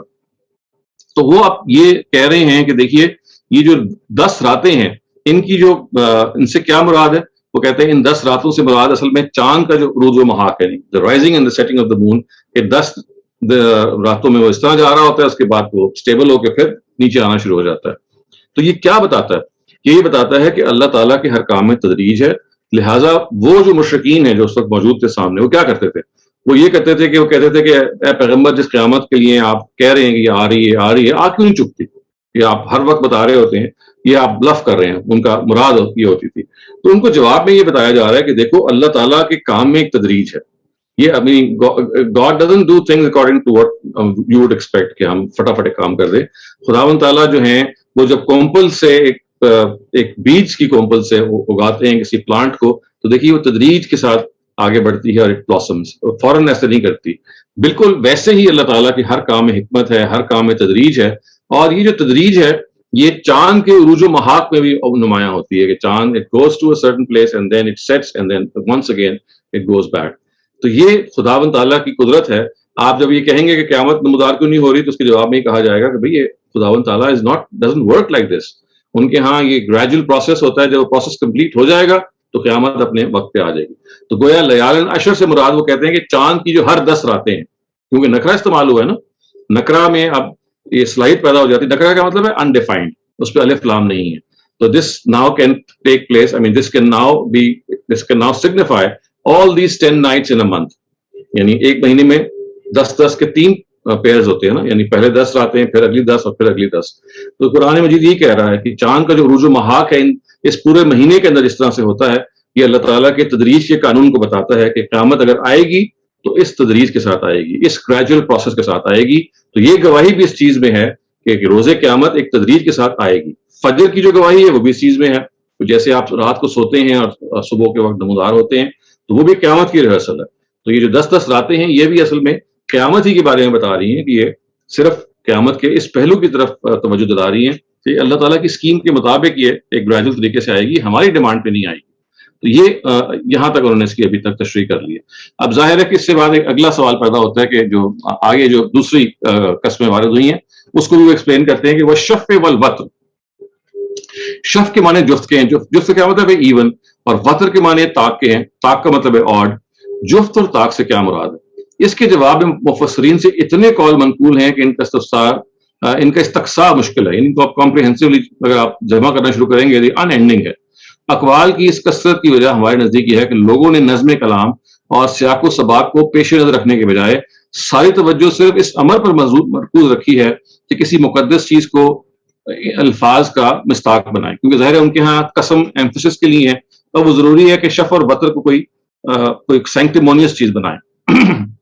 وہ کہتے ہیں کہ حالانکہ اگر نظر شہادت کے طور پر غور کریں اور صحیح نتیجے تک پہنچنے کی ہم آسان راہ یہ تھی کہ ان مقامات پر نظر ڈالی جاتی جہاں قرآن نے ہر شے کے جوڑے جوڑے پیدا کیے جانے کا ذکر کیا. تو کہتے ہیں کہ یہاں پہ چونکہ ذکر آگے نا جوڑا ہونے کا یا واحد ہونے کا، تو اس کا حل کیا ہے کہ بجائے اس کے کہ آپ خود کوئی چیز تفسیر کریں، آپ دیکھیں قرآن مجید میں سادہ الفاظ میں بھی تو یہ مضمون آیا ہے. تو وہ مضمون وہ کہتے ہیں دیکھیے یہ سورہ زاریات میں آیا ہے اور اس سے یہ پورا عقدہ کھل جاتا ہے کہ ایون اور آڈ میں کیا مراد ہے. میں نے آپ سے عرض کیا تھا نا کہ قسم کا جو اسلوب ہے وہ سادہ الفاظ میں بھی قرآن کی صورتوں میں اور جگہوں پہ آ جاتا ہے نثری طریقے پہ. تو بالکل وہی کہتے ہیں کہ دیکھیے اگر آپ قرآن کے نظائر کا مطلب پیراللز ایٹ ادر پلیسز قرآن اس کو کیا کرتا ہے، وہ کہتے ہیں کہ اس میں آپ دیکھیے تو آپ کو نظر آئے گا وَمِن كُلِّ شَيْءٍ خَلَقْنَا زَوْجَيْنِ لَعَلَّكُمْ تَذَكَّرُونَ. اور وہ کہتے ہیں کہ ہم نے ہر چیز کو جوڑا جوڑا بنایا ہے، یعنی تاکہ تم غور کرو، تاکہ تمہارے اندر یہ غور و فکر کی صلاحیت پیدا ہو. اور وہ جوڑا کو کہتے ہیں جوڑا کیا چیز ہے؟ جوڑا جو ہے وہ 2 طاقوں سے مل کر تشکیل پاتا ہے. 2 طاقوں کا مطلب ہے 2 آڈ نمبرز، یعنی 1 اور 1 سے 2 بنے گا نا. تو اسی طرح کہیں گے 2 طاق مل کے ایک جوڑا بنائیں گے، جس کے معنی دوسرے لفظوں میں یہ ہوا ہے کہ ہر چیز ایک پہلو سے طاق ہے اور دوسرے پہلو سے جفت ہے. اس امر واقعی کا حوالہ دیتے ہوئے قرآن نے اس کائنات کے متعدد جوڑوں، زمین و آسمان، ظلمت و نور، دھوپ و چھاؤں، نر و مادہ کی طرف توجہ لائی. یعنی قرآن میں جگہ جگہ ہے کہ دیکھیے دنیا میں ہر چیز کو اللہ تعالیٰ نے جوڑا بنایا ہے. اس کا کیا مطلب ہے کہ اس دنیا کا بھی ایک جوڑا ہے اور وہ قیامت ہے. گویا وہ یہ کہہ رہے ہیں کہ یہ جو شف والوتر ہے یہ بھی اصل میں قرآن مجید میں بیان ہو گیا ہے کہ شف سے مراد کیا ہے؟ ایون ہونا، کسی چیز کا جوڑا ہونا، اور وتر کا مطلب ہے آڈ ہونا. تو آڈ خود کیا ہے؟ 2 آڈ سے ایک ایون بن جاتا ہے. تو وہ جوڑا جو ہے وہ 2 آڈ سے بنے گا، 2 طاقوں سے بنے گا. تو یہ کہا جا رہا ہے کہ دیکھیں اس سے ہماری توجہ اس بات پہ دلائی جا رہی ہے کہ دنیا جو ہے یہ ایک طاق چیز ہے، ایک آڈ نمبر آف چیز ہے. اس کا ایک جوڑا ہونا ضروری ہے، اس کا ایک پیر ہونا ضروری ہے، اور وہ پیر کیا ہے؟ وہ آخرت ہے. اس کو پھر انہوں نے اسٹیبلش کیا کہ دیکھیے کس طرح سے یہاں پہ بھی آخرت ہی کی گواہی دی جا رہی ہے. اور یہ بتایا جا رہا ہے کہ دیکھیے یہ جو جفت اور طاق جو ہیں یہ بتا رہے ہیں کہ قیامت بھی ایک ضروری چیز ہے، کیونکہ دنیا کو جو چیز جفت بناتی ہے وہ ایک طاق چیز ہے، دنیا ایک آڈ نمبر ہے. جس کو ایون بناتی ہے وہ کیا ہے؟ وہ قیامت ہے. دونوں پیئرز بن جاتے ہیں. تو جفت اور طاق کا ذکر 10 راتوں کے ذکر کے بعد آیا، اور 10 راتیں ہمارے نزدیک چاند کے عروج و محاق کی ہیں. جو اس حقیقت کی شہادت دیتی ہیں کہ ہر چیز کی بات اللہ وحدہ لا شریک کے ہاتھ میں ہے۔ اس لیے بعض مہینوں میں یہ راتیں جفت ہوتی ہیں اور بعض میں طاق، لیکن کسی کے امکان میں نہیں کہ وہ جفت کو طاق یا طاق کو جفت بنائے، خواہ اس کی کتنی ہی تمنا رکھتا ہو۔ یعنی عید کے چاند کے لیے لوگ نہ جانے کتنے جتن کرتے ہیں کہ 29 کا نظر آئے، لیکن وہ تعمیل اپنے رب ہی کی حکم سے کرتا ہے۔ تو لوگوں کے جذبہ شوق اور جوش استقبال کی اسی طرح پرواہ نہیں ہوتی۔ وہ کہہ ہی رہے ہیں کہ دیکھیے کیونکہ یہ 10 راتوں کے بعد آیا ہے چاند کی، تو اب یہاں جفت و طاق سے مراد کیا ہے؟ یہاں جفت و طاق سے مراد وہ مہینہ ہے جو کبھی 30 کا ہوتا ہے کبھی 31 کا ہوتا ہے۔ یعنی ایک تو پہلو وہ ہے نا جنہوں نے اس سے پہلے بتایا، وہ کہتے ہیں جفت اور طاق کی جو گواہی ہے یہ دو پہلوؤں سے۔ ایک پہلو کیا ہے؟ ایک پہلو یہ ہے کہ دنیا میں ہر چیز جوڑا جوڑا، تو پھر اس دنیا کا بھی ایک جوڑا ہونا چاہیے، اور اس دنیا کا جوڑا کیا ہے؟ وہ قیامت ہے۔ تو یہاں پھر خود اصل میں جفت اور طاق کا مطلب کیا ہے کہ یہ بتایا جا رہا ہے کہ دنیا کے اندر یہ جوڑے یہ گواہی دیتے ہیں کہ اس دنیا کا اپنا ایک جوڑا بھی ہے جو روز آخرت ہے۔ اور دوسرا انہوں نے پہلو یہ بتایا کہ چونکہ یہ ولیال عشر کے بعد آیا، چاند کی جو عروج و ماہ کی 10 راتیں ہیں، تو یہ 10 راتیں کیا کرتی ہیں؟ یہ 10 راتیں کبھی اس مہینے کو ایون بنا دیتی ہیں، وہ 30 دن کا ہو جاتا ہے، اور کبھی اور بنا دیتی ہیں، وہ 31 دن کا ہو جاتا ہے۔ تو وہ کہتے ہیں کہ یہاں اصل میں والشفع والوتر سے بھی یہ مراد ہے کہ چاند کی جو 10 راتیں ہیں جس کے نتیجے میں وہ مہینہ کبھی 30 کا ہو جاتا ہے اور کبھی 31 کا ہو جاتا ہے، اور یہ خدا کی قدرت کا ہی مظاہرہ ہے کہ وہ 30 کا ہوتا ہے۔ آپ 30 کے مہینے کو 31 نہیں کر سکتے اور 31 کو 30 نہیں کر سکتے۔ گویا خود ہی خدا کی قدرت کا مظاہرہ کرتے ہوئے یہ بتایا جا رہا ہے کہ قیامت جو ہے وہ آ کے رہے گی۔ تو یہ قسم بھی اصل میں قیامت ہی کے پہلو سے گواہی دے رہی ہے، یہ وہ امتانے کی کوشش کرے۔ اس کے بعد آخری ایک قسم ہے وہ لیل اذا یسر، رات کی جب وہ رخصت ہو جائے، اس کو بھی وہ اس کو تشریح کرتے ہیں۔ یہ آخر میں رات کی شہادت پیش کی ہے، اور اس کے ساتھ اذا یسر کی قید سے یعنی خاص طور پہ اس کے الفاظ کی طرف توجہ دلائیے کہ جب رخصت ہونے کے لیے چل کھڑی ہوتی ہے اور افق میں فجر کے آثار نمایاں ہونے لگتے ہیں، اس پر قرآن کے نظائر کی روشنی میں غور کیجئے تو یہ نہایت اہم حقائق کی یاد دہانی کرتی ہے۔ یعنی اگر آپ رات کا جو رخصت ہونا ہے وہ کیا کرتا ہے، وہ کہتا ہے یہ بڑی اہم، استاد کہتے ہیں یہ بڑی اہم حقیقتوں کی طرف رہنمائی کرتی ہے، مجھ سے کچھ حقیقتوں کی طرف وہ ہماری توجہ دلا رہے ہیں، اور وہ کیا ہے وہ دیکھیے، اس کو بھی آپ دیکھ لیجئے۔ یہ دیکھیے، ایک تو اس حقیقت کی یاد دہانی کہ اس کائنات کے تمام عناصر مختلفہ خالق کائنات کے ہاتھ میں مسخر، یعنی they are subjugated in the hands of God۔ رات آتی ہے تو بظاہر اس کا تسلط ایسا ہماگیر ہوتا ہے کہ کسی طرف سے اس کے دن نمودار ہونے کا کوئی امکان نظر نہیں آتا ہے نا۔ جب رات آ جاتی ہے تو اتنی زیادہ وہ کمپریہنسو ہوتی ہے کہ ہم یہ نہیں سوچ سکتے کہ یہ ایک ٹائم آئے گا کہ جس میں اب روشنی بھی آ جائے گی، اتنی زیادہ اس کا ایکسپینسو ڈارکنیس ہوتی ہے۔ لیکن ایسا ہوتا ہے کہ جو رات ہے وہ رخصت ہو جاتی ہے اور دن آ جاتا ہے۔ دوسری یہ کہ رات کے رخصت ہو جانے اور دن کے جلوہ نما ہونے میں ان لوگوں کے لیے ظہور قیامت کی ایک تمثیل ہے جو قیامت کو بعید سے امکان سمجھتے ہیں۔ یعنی یہ بات کہ اللہ تعالیٰ اگر رات کو اپنی قدرت سے ختم کر کے دن نمودار کر سکتے ہیں تو یہ قدرت کا مظاہرہ ہے نا، تو اسی قدرت کا وہ مظاہرہ اس سے کیوں نہیں کر سکتے کہ وہ اس دنیا کو بھی کو ایک دن ختم کریں گے اور قیامت کو لے آئیں گے۔ تیسری ان لوگوں کو جو قیامت کے بارے میں یہ رائے رکھتے تھے اگر یہ آنے والی ہے تو پھر ابھی تک کیوں نہیں آئی ہے، اس کا خوف ذہنوں کو مسلط کر لینا کوئی دانش مندی نہیں ہے۔ اس حقیقت کی یاد دہانی کہ خدا کے ہاں یہ دنیا اپنے انجام کے اسی طرح قریب آ لگی ہے جس طرح سحر کے وقت بس اتنی سی کسر رہ جاتی ہے کہ وہ جو سپیدہ صبح کا نمودار ہونا، سپیدہ صبح کا مطلب کہ فجر کی سفیدی ہے اور رات کی گہرائی کا ختم ہونا۔ تو جس طرح قیامت جو ہے وہ just tied with this world، اور وہ کہتے ہیں بالکل ایسا ہی ہے کہ جیسے رات جب اور صبح جو ہے، جب رات ختم ہونے والی ہوتی ہے صبح آنے والی ہوتی ہے تو کتنا پراکسیمٹی ہوتی ہے، it's like they are absolutely adjacent. تو ان کی طرف یہ اشارہ کر کے بتایا جا رہا ہے کہ دیکھیے یہ اللہ تعالیٰ کی طرف سے جو قدرت ہے وہ خدائی قدرت ایسی ہے کہ وہ رات کو ختم کر کے دن کو نمودار کرتی ہے، بالکل ویسے ہی کہ جیسے اس دنیا کو وہ ایک دن اس کے فوراً بعد صبح قیامت کو نمودار کریں گے۔ تو اس کے بعد خواتین حضرات وہ یہ بتاتے ہیں کہ دیکھیے یہ ساری کی ساری جو قسمیں ہیں یہ بنیادی طور پہ آپ کو یہ بتا رہی ہیں کہ رات کا جو جانا ہے یعنی اور دن کا جو آنا ہے، اور یہ جو 10 راتیں ہیں اور ان 10 راتوں کے نتیجے میں مہینے کا ایون یا آڈ ہو جانا ہے، یہ اصل میں یہ بتا رہے ہیں کہ قیامت جو ہے اس نے آ کے رہنا ہے۔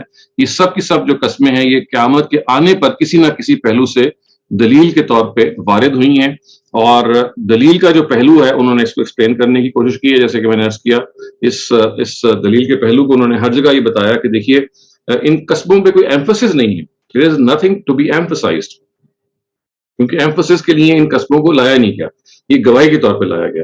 تو فجر کی گواہی بھی دی گئی اس مفہوم میں کہ صبح قیامت جو ہے وہ روز ریہرسل ہوتی ہے کہ ہم رات کو سوتے ہیں, رات کی سونے سے قیاس کریں کہ جس طرح سے ہم دنیا میں بھی جب سوئیں گے ایک دفعہ تو ہمیشہ کے لیے سو کے اٹھ جائیں گے.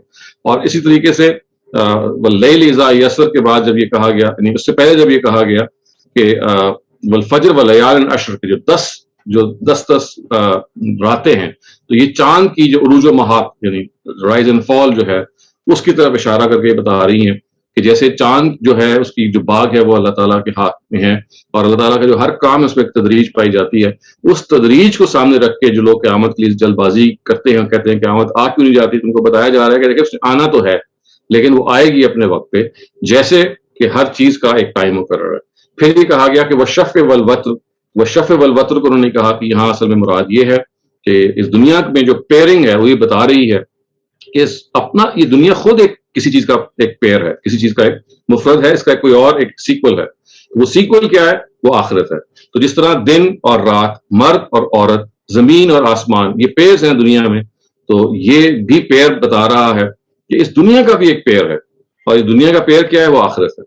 اور پھر یہ انہوں نے بتایا کہ اصل میں یہ والشفع والوتر جو ہیں یہ مراد again this refers to the fact that آپ کی جو مہینہ ہے وہ بعض دفعہ 30 کا ہو جاتا ہے اور بعض دفعہ 31 کا ہو جاتا ہے, اس لیے کہ لیال والعشر کے فوراً بعد ہی آیا, تو ان کا اس کا دوسرا پہلو یہ ہے کہ آپ اس سے یہ بھی مراد لے سکتے ہیں کہ پیئرنگ فنامنا تو ہے ہی ہے. دوسرا اس کا ایسپیکٹ یہ ہے کہ جو چاند کی 10 راتیں جو ہیں اس کے نتیجے میں کبھی مہینہ 30 کا ہو جاتا ہے اور کبھی 31 کا, تو یہ اللہ تعالیٰ کی قدرت کا مظاہرہ ہے کہ 30 اور 31 ڈیز میں کبھی ایک مہینے کو وہ لے آتے ہیں اور کبھی وہ 31 ڈیز میں لے آتے ہیں. انسان کا ارادہ نہیں ہے کہ وہ اس مدت کو چینج کر سکے. اور فائنلی واللیل اذا یسر میں یہ بتایا گیا کہ رات جب یہ رخصت ہوتی ہے تو یہ آپ کو پیغام دیتی ہے خداوند تعالیٰ کی جو قدرت ہے یہ قدرت قاہرہ ہے. یہ جب رات کو رخصت کر کے جب رات آتی ہے تو آپ کو لگتا ہے کہ جیسے یہ تو اتنا ایکسپینسو اندھیرا ہے کہ اس اندھیرے کے نتیجے میں آپ کبھی روشنی نہیں آ سکے گی, کسی کے بس میں نہیں ہے. لیکن اللہ تعالیٰ کی قوت سے وہ تاریکی چھٹ جاتی ہے اور صبح نمودار ہو جاتی ہے. تو جب صبح نمودار ہو جاتی ہے تو یہ بتاتی ہے کہ جس خدا کے اندر یہ قدرت ہے کہ اس ڈارکنس کو وہ لائٹ میں تبدیل کر سکتے ہیں, تو ان کے بارے میں یہ گمان کرنا کہ وہ قیامت کیسے آئے گی, کیونکہ مشرکین یہ دعویٰ کرتے تھے یا پوچھتے تھے کہ بھئی یہ کیسے پہاڑ جو ہیں یا جو چلائے جائیں گے یا ختم ہو جائیں گے, یہ ہر چیز اتنی اسٹیبل ہے, اس کو کیسے اللہ تعالیٰ درہم برہم کریں گے. تو یہ کہا گیا جس خدا کی طاقت یہ ہے کہ وہ اتنے بڑے اندھیرے کو زائل کر کے روشنی لے آتے ہیں, ان کی طاقت سے یہ بعید نہ سمجھو کہ وہ اس دنیا کو بھی درہم برہم کر کے ایک نئی دنیا میں اس کو تشکیل کریں گے. تو اصل میں یہ پوری کی پوری جو سورہ کی جو 5 آیتیں ہیں یہ قیامت پر استدلال کر رہی ہیں, یہ قیامت کے وقوع پر استدلال کر رہی ہیں. اور چونکہ اس مخاطب اس کے مشرکین ہیں جو قیامت کے آنے کو مستبد سمجھتے تھے, امپرابل سمجھتے تھے, تو ان کو بتایا جا رہا ہے کہ بدبختو اپنی اس ریت سے باہر آ جاؤ اور انہی نشانیوں کو جو تمہارے آس پاس موجود ہیں ان پر غور کرو, اور کہ یہ پکار کے کیا نہیں کہہ رہی کہ قیامت آئے گی. اگر آپ اس کے بعد بھی نہیں جھنجھوڑتے تو پھر کیا چیز ہے آپ کو جھنجھوڑے گی, سوائے ایسے کہ قیامت کا زلزلہ ہی آئے گا تو پھر آپ کو سمجھ میں آئے گی. تو یہ وہ مضمون ہے کہ جو گواہی کے اسلوب میں فلائی اسکالرز کے طور پہ بیان ہوا ہے. اس سے پہلے میں نے عرض کیا تھا کہ اس کے برعکس ان صورتوں میں جو قسمیں آئی ہیں وہ جو ہمارے کنونشنل اسکالرز ہیں وہ اس کو ایمفسس کے لیے لیتے ہیں, لیکن ایمفسس کے بارے میں پھر سوال یہ پیدا ہوتا ہے کہ جس میں ایمفسس اگر ہے تو اس کا فائدہ کس کو ہے. اور دوسرا سوال وہی پیدا ہوتا ہے کہ ایمفسس اگر آپ لیتے ہیں جب کسی قسم میں, تو جس کی قسم کھائی جاتی ہے اس میں کوئی تقدیس ہونی چاہیے, کوئی سینکٹیٹی ہونی چاہیے. تو اب پھر یہ ساری کی ساری جو قسمیں ہیں مفسرین پھر کوشش کرتے ہیں کہ کوئی نہ کوئی سینکٹیٹی نکالیں, لیکن اگر وہ نکال بھی لیں گے تو اصل سوال باقی رہ جاتا ہے کہ قسم کھا کے جب آپ کسی بات کو ثابت کرتے ہیں تو اہل ایمان تو پہلے ہی ماننے ہوئے ہیں, ان کا تو فائدہ نہیں ہوگا. اور جو نہیں ماننے والے ان کو قسم کھا کے اگر آپ بتا بھی دیں گے تو ان کے لیے وہ کیا پہلو ہے کہ وہ آپ کی بات مان لیں, وہ تو اپنی بات پکے ہیں. تو اس وجہ سے اس قسمیہ اسلوب کو کی جو یہ تشریح ہے یہ کسی طرح سے بھی معقول نظر نہیں آتی, جیسے کہ اس کو ایمفسس کے اسلوب میں بیان کیا. میں اپنی بات کو یہاں ختم کرتا ہوں, بات تھوڑی لمبی ہو گئی لیکن یہ تھوڑی سی پیچیدہ قسمیں تھیں جن کو سمجھنا ضروری تھا. آپ کے پاس اگر وقت ہو تو ایک مرتبہ پھر اس حصے کو غور سے پڑھ لیجیے گا. یہ جو قرآن کے طالب علم ہیں جو قرآن مجید میں گہرا جانا چاہتے ہیں ان کے لیے یہ ایک بڑی اہم ایکسرسائز ہے. اور اس کے علاوہ میں آپ کو یہ بھی سجیسٹ کروں گا کہ استاذ جاوید احمد عابدی نے استاذ امین حسن اصلاحی کی جو نسبتاً یہ لمبا بیان آپ دیکھ رہے ہیں جو میں نے جان بوجھ کیا اس لیے اڈاپٹ کیا کہ تفصیل آپ کے سامنے آ جائے, اس کو انہوں نے اپنی البیان میں بہت سمرائز کر دیا ہے اور بہت چند الفاظ میں سماپت کر دیا ہے, تو وہ بھی آپ دیکھ سکتے ہیں. اور اس اوریجنل جو جگہ پہ جہاں سے انہوں نے اپنی بات کو اصل میں جس سے وہ ماخوذ ہے اس کو بھی آپ دیکھ سکتے ہیں، اور اس کو ایکسرسائز سمجھیے قرآن مجید کی گہرائی میں جانے کی۔ میں اپنی بات کو یہاں ختم کرتا ہوں، آپ کے سوالات کے لیے حاضر۔ السلام علیکم ڈاکٹر شہزاد، آپ نے جیسے کہا کہ واقعی یہ مشکل آیات تھی، لیکن ڈیفینیٹلی آپ نے کنونشنل اسکالرز اور فراہی اسکول آف تھاٹ کو بہت خوبصورتی سے ایکسپلین کیا ہے۔ بہت چیزیں واضح ہو گئیں، لیکن ایم شور کہ سوال اٹھ رہے ہیں۔ تو پہلا سوال ہے عدیل قریشی کا، پلیز آپ اپنا سوال کیجیے۔ جی السلام علیکم ڈاکٹر صاحب۔ وعلیکم السلام۔ جی سر، اس میں جو یہ آیت آتی ہے حل فی ذالک قسم لذی حجر، I'm assuming ذی حجر سے مراد غور کرنے والے یا فکر کرنے والے کو کہا جاتا ہے۔ جی، تو ہجر اس سے کا مطلب ہے عقل، ہجر کا مطلب ہے عقل عقل، اور ہجر کا مطلب ہے جس کے پاس عقل ہو۔ رائٹ، تو ایون یہ آیت خود جو ہے ذی حجر کا جو لفظ ہے، یہ اس پر دلیل نہیں پیش کر رہا کہ یہ اس سے پہلے جو 4 باتیں کی گئی ہیں وہ بنیادی طور پہ آپ کی عقل کو اپیل کرنے کی کوشش ہے، نہ کہ آپ کے جذبات کو، یا آپ کی قسم سے مراد تو یہ ہوتا ہے نا کہ کسی چیز کی سینکٹریٹی کو آپ وہ کر رہے ہو۔ سینکٹریٹی آپ کی عقل سے تو کو اپیل نہیں کرتی، سینکٹریٹی تو آپ کی ایموشنز کو اپیل کرتی ہے۔ تو ایون یہ آیت بھی اس طرف اشارہ نہیں کری جس طرف آلریڈی مولانا امین اسلائی صاحب اشارہ کر رہے تھے۔ ہاں بالکل کرتی ہے، لیکن دیکھیں جو جن کا دوسری اپروچ ہے وہ اس کی تعویل کر لیں گے کہ ان 5 قسموں کے اندر اہل عقل کے لیے یہ بات غور و فکر کی موجود ہے کہ اللہ تعالیٰ نے جب ان 5 چیزوں کی قسم کھائی ہے اور کھا کے ثابت کیا کہ قیامت آنے والی ہے یا قیامت آئے گی، تو یہ خود اہل عقل کو اس پہ غور کرنا چاہیے کہ یہ بات بالکل صحیح ہے۔ تو وہ اصل میں اس چونکہ قسم کے لفظ کو وہ لے ہی تاکید کے لیے رہے ہیں، تو یہ حل فی ذالک کا قسم الذی حجر ہے، وہاں پہ بھی وہ اسی تعویل اسی طرح سے کریں گے کہ ان 5 چیزوں کی قسم میں اللہ تعالیٰ نے نشانی رکھی ہے۔ وہ کیا نشانی ہے؟ یعنی سوال کیا گیا نا کہ ان 5 چیزوں میں کوئی عقل مندوں کے لیے کوئی قسم نہیں ہے، تو وہ قسم کیا ہے؟ وہ قسم اصل میں یہی ہے کہ یہ 5 چیزیں یہ بتا رہی ہیں کہ ان کی جو قسم کھا کے بتا رہی ہیں کہ قیامت آ کے رہے گی، تو وہ اصل میں اسی کو لوٹا دیں گے اس پہ۔ لیکن اس کیس میں آیت پہ یہ نہیں آنا چاہیے تھا کہ کیا ان 5 چیزوں میں کسی ماننے والے کے لیے یا یقین رکھنے والے کے لیے قسم نہیں ہے؟ سمجھنے سوچنے بوجھنے والے کا ذکر آیا، سمجھنا سوچنا بوجھنا جو ہے یہ دیکھیں، یہ آپ صحیح تنقید کر رہے ہیں، لیکن میں ایسے عرض کر رہا ہوں کہ تنقید تو ایک طرف ہے نا، جن کی اپروچ دوسری ہے، جب انہوں نے فیصلہ کر لیا نا کہ قسم آتی ہی تاکید کے لیے ہے، تو پھر اصل میں وہ اس سے بھی یہی مراد دیں گے کہ قسم سے یہاں مراد تاکید والی قسم ہی ہے، یعنی تاکید جو ہے وہ کر کے اللہ تعالیٰ کر رہے ہیں کہ دیکھیے یہ جو 5 باتیں ہیں ان کی قسم کھا کے خداوند تعالیٰ ایک مقدمے کو ثابت کر رہے ہیں، تو اہل عقل کو ان قسموں کو ماننا چاہیے۔ تو وہ اصل میں جب آپ ایک لائن طے کر لیں گے نا، تو وہ اس لائن کے مطابق اس کی انٹرپریٹیشن وہ اسی لحاظ سے کر دیں گے۔ آپ چونکہ دوسری لائن سے اس پہ دیکھ رہے ہیں تو آپ کی بات الگ سے ٹھیک ہے کہ بھئی یہاں تو قسم سے مراد ہے ہی گواہی، کیونکہ وہ ذی حجر جو ہیں وہ ان کے انٹلیکٹ کو اور ان کی سمجھ کو اپیل کیا جا رہا ہے، وہ اس کو اس طرح سے کاؤنٹر کریں گے کہ یہاں پہ اہل عقل کو یہ بتایا جا رہا ہے، عقل مندوں کو یہ بتایا جا رہا ہے کہ خدا نے کچھ چیزوں کی قسم کھا کے اگر ایک بات کو ثابت کر لیا ہے تو اس سے زیادہ اور آپ کس چیز کا تقاضا کرتے ہیں؟ جی شکریہ۔ اگلا سوال اکرم بھٹی، آپ اپنا مائک انمیوٹ کر لیجیے اور سوال کیجیے۔ السلام علیکم سر۔ جی وعلیکم السلام۔ سر ابھی آپ نے بتایا یا جو میں سمجھا کہ قیامت جو ہے وہ بتدریج آئے گی، لیکن قرآن پاک میں تو قرآن پاک اللہ تعالیٰ فرماتے ہیں کہ قیامت ایک دم سے آئے گی، جیسے مطلب اچانک آ جائے گی، آپ لوگ کھیل کود رہے ہوں گے تو آ جائے گی۔ نہیں، یہ 2 الگ الگ باتیں ہیں۔ دیکھیں یہ جو کہا گیا ہے تدریج، یعنی خدا کے ہر کام میں وقت مقرر ہے، یہ ان کو کہا جا رہا ہے مشرکین کو جو کہتے تھے کہ بھئی اللہ تعالیٰ کے پیغمبر کو سامنے جب وہ خود ہی کہتے ہیں نا قیامت آئے گی، تو وہ کہتے تھے کہ جس قیامت کا آپ وعدہ کر رہے ہیں یہ آ کیوں نہیں جاتی، اس میں دیر کیا ہے، یہ تو بلف لگتا ہے۔ تو اس کے جواب میں کہا جا رہا ہے کہ اللہ تعالیٰ کے ہر کام میں تدریج ہوتی ہے، ایسا نہیں ہوتا کہ الگ ٹپ طریقے سے اللہ تعالیٰ کام کرے۔ تو اور جگہوں پہ اس تدریج کو نمایاں بھی کیا ہے، خداوند تعالیٰ جو ہیں جب بیج بویا جاتا ہے، اس کے بعد شاخ لگتی ہے، اس کے بعد کومبل پھوٹتی ہے، اس کے بعد جو ہے وہ پلانٹ نکلتے ہیں۔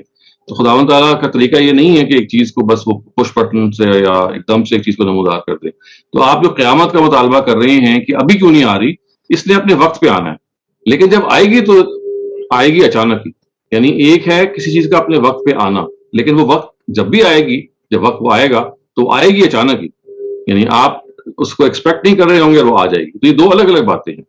مطلب دنیا اس وقت جو ہے وہ بتدریجاً قیامت کی طرف بڑھ رہی ہے، یہ کہہ رہے ہیں؟ نہیں، وہ تو ایک الگ چیز ہے. یعنی یہ دیکھیے یہاں اس وقت دنیا ہم زیر بحث نہیں ہے، یہاں مشرکین بے زیر بحث ہیں.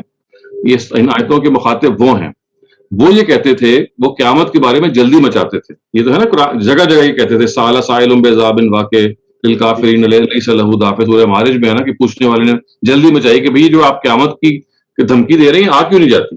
تو یہ اس کو پس منظر میں رکھ کے بتایا جا رہا ہے کہ دیکھیے یہ آپ کہہ رہے ہیں کہ آ کیوں نہیں جاتی، آپ کی ڈیمانڈ پہ نہیں آئے گی. یہ اللہ تعالیٰ نے اس کا ایک وقت مقرر کیا گیا ہے، اور وہ وقت آپ مقرر اگر دیکھنا چاہتے ہیں تو اللہ تعالیٰ کے اور جو مظاہر ان میں دیکھیے. یہ حاملہ جب جننے گی تو ایک پیریڈ سے گزرے گی، اور 8 یا 9 ماہ گزریں گے تو پھر ایک نئی جان پیدا ہوگی. اسی طرح سے آپ یہ دیکھیں گے کہ بیج آپ بوئیں گے، کچھ عرصے اس کو آپ پانی دیں گے، کھاد ڈالیں گے، پھر اس میں سے ایک کوئی ویجیٹیشن نکلے گی. تو خدا کے کام میں تدریج ہے. اس تدریج کو سامنے رکھ کے کہا جا رہا ہے کہ یہ جو آپ جلدی مچا رہے ہیں، اس سے آپ کے جلدی مچانے سے ہونا نہیں ہے، اس نے ہونا اپنے وقت پہ ہے. وہ وقت کی طرف، اپنے وقت پہ ہونے کی طرف اشارہ کر رہے ہیں. لیکن جب وہ ہوگی، جب وقت آ جائے گا تو وہ وقت ایسا ہوگا کہ آپ ان ایکسپیکٹڈلی آپ کے لیے ہوگا، کہ آپ اچانک وہ آ جائے گی. تو یہ دو باتیں الگ الگ ہیں.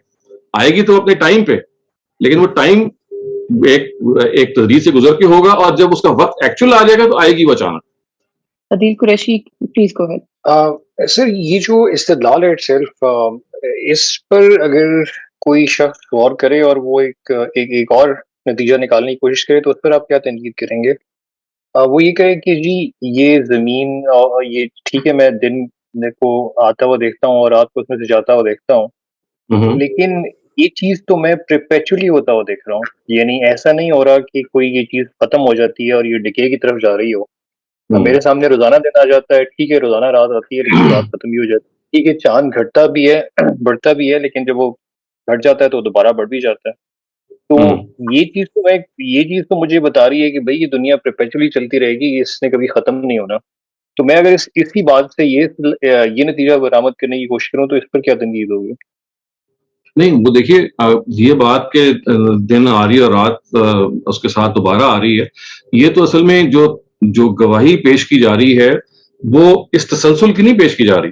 یعنی یہ نہیں کہا جا رہا کہ دن اور رات کا بدل کے آنا. اگر تو اس کو پیش کیا جا رہا ہوتا پھر تو یہ سوال پیدا ہو سکتا. صرف یہ پیش کیا جا رہا ہے کہ یہ رات جب دن میں ٹرانسفارم ہوتی ہے، صرف آپ اس کو دیکھ لیں. یعنی وہ اس فنومینا کو کٹ کر دیا ہے، اس کے سکسیشن کو نہیں لیا. یہ نہیں کہا گیا رات اور دن اور رات اور دن مسلسل آپ دیکھیں، بلکہ کہا گیا کہ ایک رات جب دن میں نمودار ہوتی ہے تو دیکھیے یہ ریہرسل ہوتی ہے اس چیز کی. آپ سوتے ہیں اور جاگتے ہیں، یہ ایسے ہی ہے کہ جیسے آپ دنیا میں سوئیں گے اور آخرت میں اٹھ جائیں گے. اگلی رات جب آتی ہے تو پھر وہی چیز نمودار ہوتی ہے کہ آپ سوتے ہیں اور پھر نمودار آپ دوبارہ اٹھتے ہیں. تو وہ جو ریپیٹیشن ہے وہ اصل میں اس چیز کو سگنیفائی نہیں کر رہی کہ یہ رات اور دن مسلسل چل رہے ہیں، بلکہ قرآن کا جو استدلال ہے وہ یہ ہے کہ وہ رات اور دن جو ہیں وہ ایک مکمل ایک اینٹی ہے. کہ رات نے جب دن میں ٹرانسفارم ہونا ہے، اگلی دفعہ جو ٹرانسفارم ہوگا تو وہ پہلی ہی بات کی طرف اشارہ کرے گا کہ دیکھیے رات جب آپ سوتے ہیں تو صبح آپ اٹھ جاتے ہیں، اور جب صبح اٹھتے ہیں تو آپ کہتے ہیں میں بھی سویا تھا. اس کو مماثل قرار دیا گیا کہ قیامت میں جب آپ سو کے اٹھیں گے تو وہاں پہ بھی آپ کے یہی جملے ہوں گے کہ میں بھی سویا تھا، I just slept. تو اصل میں صرف اس فینومینا کو اتنا لے لیا گیا ہے گواہی کے طور پہ، ورنہ پھر الفاظ یہ ہوتے ہیں کہ رات اور دن کا جو الٹ پھیر ہے، رات کا اور دن کا کی جو سکسیشن ہے، وہاں پھر اس طرح کی کوئی بات ہوتی ہے. وہ تو ظاہر نہیں ہے، یہاں پہ سکسیشن کی بات نہیں ہے. جی ڈاکٹر صاحب، میرا سوال یہ ہے کہ 10 راتوں کی توجیہ جو ہے مطلب فراہی اسکول والوں نے چاند کے عروج اور زوال سے کی ہے.